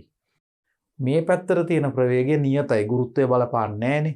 එතකොට මේ 8ක නියත ප්‍රවේගයෙන් මේක මෙහෙම පරාවලයක ගිහිල්ලා මේ විදිහට පරාවලයක ගිහිල්ලා මේ හරිය කොහේ හරි වැටේ. ප්‍රක්ෂිප්තයක් එතනින් පස්සේ. දැන් ඊළඟට මේක ප්‍රක්ෂිප්ත ගානක් වෙනවා නේද? ඒ වගේ තමයි. අපි ඉගෙනගත්ත විවිධ කොටස් එකතු කරලා තමයි සාමාන්‍යයෙන් ටිකක් ලොකෝට එන ගණන් හදන්නේ. මේක ඉතින් කෙටි ප්‍රශ්න ගණනාවකට මේක බෙදලා තියෙනවා. එතන ලී කුට්ටිය තිරස් ප්‍රවේගය 8යි කියලා අපි ගත්තා. බලමු ඊළඟට මොකක්ද අහන්නේ කියලා. 27. ඉන්පසු ඇතිවන චලිතයේදී ලී කුට්ටිය ගමන් මාර්ගය පරාවලයක්. ප්‍රක්ෂිප්තයක් කියන්නේ පරාවලයක. අපි කියලා තියෙනවා පරාවක්‍රය කියනවා. ඒකට උත්තරේ 1. ඊළඟ එක බලමු. ඉන්පසු ඇතිවන චලිතයේදී ලී කුට්ටිය බිම වැටීමට ගතවන කාලය කුමක්ද? දැන් ලී කුට්ටිය බිම වැටෙන්න කොහොමද යන්නේ? ලී කුට්ටිය මේ උණ්ඩේ ගැටුණාට පස්සේ ලී කුට්ටියට මේ අතර තිබුණු ප්‍රවේගය 60යිනේ. ඒතර බිමට කොච්චර දුරක් තිබුණාද? ඔයගලන්ට මතක ඇති බිමට තිබුණු දුර මීටර 320ක් තියෙනවා වැටෙන්න තව. 320ක් වැටෙන්න තියෙනවා. එතකොට මෙන්න මේ දුර 320යිනේ. මේ 320 වැටෙන්න ආරම්භක ප්‍රවේගය 60යි. මේ දුර 320යි. ගුරුත්ව තෝරණයෙන් වැටෙන්නේ වෙන බලපෑමක් නැහැනේ. මේ අතර ප්‍රවේගයක් තියෙන එක ඇත්ත. ඒ වුණාට මේ අතට 8ක ප්‍රවේගයක් හම්බුණා. ඒ වුණාට ඒක බලපාන්නේ නැහැ මේ අතර චලිතය. ඒතර පල්ලෙහාට වැටෙන්න ගතවන කාලය අපි හොයාගන්න ඕනේ. පහළට අපි ලිව්වොත් s සමානයි s කියන්නේ 320යි ut u කියන්නේ 60යි. ආරම්භක ප්‍රවේගය 60යි 60යි t බිම වැටෙන්න ගතවන කාලය අහන්නේ t 60යි t ධන භාගයයි ගුරුත්ව තෝරණයෙන් භාගයක් 5යි t වර්ගයේ වර්ග සමීකරණයක් එන්නේ. මේකෙන් t හොයන්න පුළුවන්. s සමානයි ut ධන භාගයයි t වර්ගය දැම්මේ. s මෙයාට වැටෙන්න තියෙනවා බිම වැටෙන්න 320ක් මීටර. u ආරම්භක ප්‍රවේගය 60යි කියලා ගන්න වෙන්නේ මෙතන ඉඳලා පල්ලෙහාට. 60යි t ධන භාගයයි කියන්නේ 5යි ගුරුත්ව තෝරණයෙන් භාගයක් t වර්ගය. දිගටම 5න් බෙදන්න. මෙතන 5 වරක් 6 30යි 5 වරක් 6යි 64. මෙතන 5න් බෙදුවොත් 12යි t ධන t වර්ගය. එතකොට අපි පැති මාරු කරලා ලිව්වොත් t වර්ගය ධන 12යි t ඍණ 64 සමානයි බිඳුව. ඉතින් මේක සාධක වලට දාලා t හොයාගන්න වෙනවා. සාධක වලට දාලා t හොයාගන්න වෙනවා. එකක් ධන එකක් ඍණ එනවා. මේක ඍණ හින්දා ගුණිතය. මෙතන 64 අපි දෙකට සාධක දෙකකට වෙන් කරගන්න ඕනේ වෙනස 12 වෙන්න. එතකොට 16 වරක් 4 64යි. 16යි 4යි. බලන්න 16යි t ඍණ 4යි t ධන 12යි t එන. ධන 16යි t ඍණ 4යි t සුළු වුණාම 12යි t එනවා. 16 වරක් 4 64යි. මේක ඍණ හින්දා ඍණ 64 එනවා. t වැඩි කිරීම t වර්ගය එනවා. ඒ අනුව අපිට මෙතන t කාලේ ඍණ වෙන්න බෑනේ. ධන උත්තරේ විතරක් අපි ගමු. t සමානයි කියලා නෝ තප්පර 4කින් බිම වැටෙනවා. මෙතනලා බිම වැටෙන්නේ යන්නේ තප්පර 4යි 4 වෙනි එක තමයි උත්තරේ. තප්පර 4යි. 29 ලී කුට්ටිය ඇති කරන මුළු තිරස් විස්ථාපනය. අන්න. දැන් මේක බිම වැටෙන්න යන්නේ තප්පර 4යිනේ. බිම වැටෙන්න යන්නේ තප්පර 4යි. බලන්න ඕනේ මේ තප්පර 4 තුල මේක මේ තිරස් අතර මෙන්න මේ යන දුර. දැන් බිම වැටෙන තප්පර 4ක් යනවා. ඒ බිම වැටෙන්න යන තප්පර 4 තුල මේ අතට 8ක ප්‍රවේගයෙන් කොච්චර දුර යනවද? තිරස් අතට. තිරස් චලිතයට සිරස් චලිතයේ බලපෑමක් නැහැ. තප්පරයට මීටර 8ක ප්‍රවේගයෙන්. තප්පරයට මීටර 8ක ප්‍රවේගයෙන් බිම වැටෙන්න යන්නේ තප්පර 4යි. එහෙනම් මේ දුර මීටර 32ක් වෙනවා. 8 වරක් 4 තිරස්ව යන දුර මීටර 32යි 8 වරක් 4. බිම් වැටෙන්න ගතන කාලය තප්පර 4යි කියලා අපි හෙව්වා. බිම් වැටෙන්න ගතන කාලය තප්පර 4යි කියලා අපි හෙව්වා මේ තියෙන්නේ. ඒ තප්පර 4 තුල 8ක තිරස් ප්‍රවේගයෙන් යන්නේ මීටර 32යි. ඒ අනුව 29ට උත්තරේ 3 මීටර 32යි කියන ඔන්න ඔය උත්තරේ එන්න ඕනේ. 30 මීටර තප්පරයට මීටර 100ක ප්‍රවේගයෙන් තිරස් යන රොකට්ටුවක්. දැන් මේ රොකට්ටුව මෙහෙම අපි හිතමුකෝ. මේ රොකට්ටුව තප්පරයට මීටර 100ක ප්‍රවේගයෙන් යනවා. අපි තිරස්ව කියලා මේ දිශාව තිරස් කියලා හිතමු.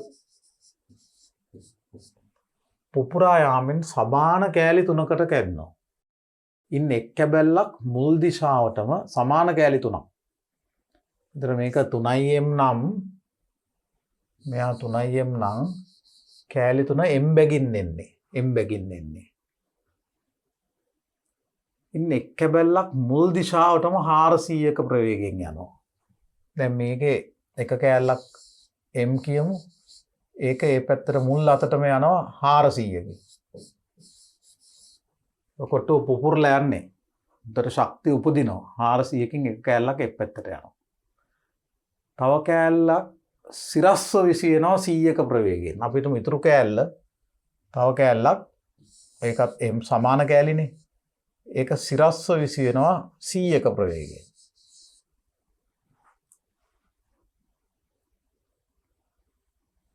ඉතිරි කැබැල්ලේ ප්‍රවේගය අහන්නේ. ඉතුරු කෑල්ලත් m එයාගේ ප්‍රවේගය අපිට දැන් පැති දෙකක් සම්බන්ධ වෙන හින්දා අපි මෙයාගේ ප්‍රවේගය ලම්බක පැති දෙකකට ලකුණු කරමු. මේ පැත්තට x මේ පැත්තට y කියලා. මේ පිපුරුමට පෙර මේ පිපුරුමෙන් පසු. එතකොට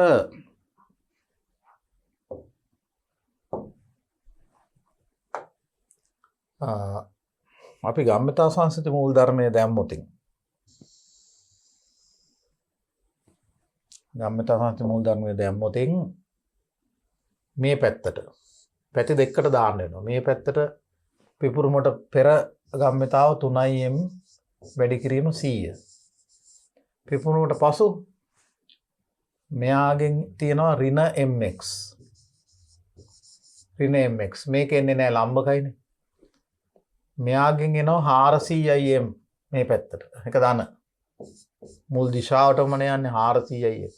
මෙයාගෙන් එන්නේ බිඳුවයි. මෙයාගේ මේ පැත්තට ගම්මිතාව එන්න බෑ මේ අතට. ලම්බකයිනේ. ඉතින් මේකෙන් x එනවා. බොහොම ලේසියෙන්ම. m කැපලා ගියාම මේ x මේ පැත්තට අරගෙන ධන වෙනවා. මේ 300 අනිත් පැත්තට ගෙනමු 400න් 300ක් ගියාම 100යි. එනිසා මේ අතට මේ අංශුවට මේ අතට එනවා 100ක ප්‍රවේගයක්. ඒ වගේම ගම්මිතා සංස්කෘති මූල ධර්මය මෙහෙම ලම්බක පැත්තට දැම්මොතින් පිපුරුමට පෙර මේ පැත්තට ගම්මිතාව බිඳුවයි. ගම්මිතාවයක් නැහැ. මේ අතට ඉතරනේ තියෙන්නේ. පිපුරුමෙන් පස්සේ මේකේ ගම්මිතාවයක් තියෙනවා my කියන. my කියන ගම්මිතාවයක් මේකට එනවා. මේකේ බිඳුවයි. මේකෙන් එනවා ඍණ 100im කියන ගම්මිතාවයක්. මෙයාගෙන් එන ගම්මිතාව බිඳුවයි ලම්බක හින්දා. මේ my ධන වෙනවා මේ 100im ඍණ වෙනවා. මේ දෙකම එන්නේ නැහැ ලම්බක නිසා. දැන් මෙතනින් m කැපුණාම ඊට පහසුවෙන් y එනවා. y කියන්නේ white 100යි. white 100යි. ඒකද මෙයාට ලම්බක ප්‍රවේග සංරචක දෙකක් හම්බ වෙනවා. මේ පැත්තට 100කුයි මේ පැත්තට 100කුයි. එතකොට දැන් බලන්නකෝ. දැන් මෙයාට ලැබෙනවා ලම්බක ගම්මිතා සංරචක දෙකක්. ලම්බක ගම්මිතා සංරචක දෙකක් මේ පැත්තට 100යි නම් මේ පැත්තට 100යි ප්‍රවේගය. එතකොට සංප්‍රයුක්ත ගම්මිතාවේ මේ අතර මැද්දෙන් එන්නේ සංප්‍රයුක්ත ප්‍රවේගය. ප්‍රවේග දෙකක් එන්නේ 100 ප්‍රවේග දෙකක්. මෙයාගේ ස්කන්ධයේ m මේ පැත්තට ප්‍රවේගය 100යි මේ පැත්තට ප්‍රවේගය 100යි. එතකොට සංප්‍රයුක්ත ප්‍රවේගය අපි r කිව්වොත් r වර්ගය කියන්නේ x වර්ගය ධන y වර්ගය 100 වර්ගය ධන 100 වර්ගය. ඒ කියන්නේ 100යි මූල 100 වර්ගයව දෙකක්. දෙවරක් 100 වර්ගය එහෙනම් r කියන්නේ මේකේ වර්ගමූලය. c වර්ගයේ වර්ගමූලය 100යි මූල 2යි. 100යි දෙකේ වර්ගමූලය මූල 2. එහෙනම් යාට හම්බ වෙන ප්‍රයෝගය 100යි මූල 2යි කියලා එනවා. බලමු අපි උත්තරේ. එහෙම උත්තරයක් තියනවාද මේ තියෙන්නේ? අංශක 45ක් ආනතව. මේ කෝණයේ අංශක 45යි. මොකද මේ දෛශික දෙක සමාන හින්දා සංප්‍රයුක්ත ඒවා අතර කෝණය සමච්ඡේදනය කරනවා. මේ කෝණ දෙක මේක 45යි මේකත් 45යි. එතකොට තිරසට හෝ සිරසට අංශක 45ක් ආනතව 100යි මූල 2යි. සිරසට අංශක 45ක් ආනතව 100යි මූල 2ක් කියන දෙවනි උත්තරේ හරියන්නේ. දෙවනි උත්තරේ තමයි හරියන්නේ. ඒ අනුව ඒ උත්තරේ අපිට ඇවිල්ලා තියෙනවා. ඒතර අපි අද කෙටි ප්‍රශ්න 30ක් හැදුවා. අපි තව කෙටි ප්‍රශ්න කීපයක් ඊළඟ සතියේ විස්තර කරමු. ඒතර අපිට මේක හොඳට තේරුම් ගන්න පුළුවන්. අපි තවත් කෙටි ප්‍රශ්න 30ක් පමණ ප්‍රමාණයක් ඊළඟ සතියේ සාකච්ඡා කරමු. ගම්මිතා සංස්කෘතික මූලධර්මය තේරුම් ගන්න.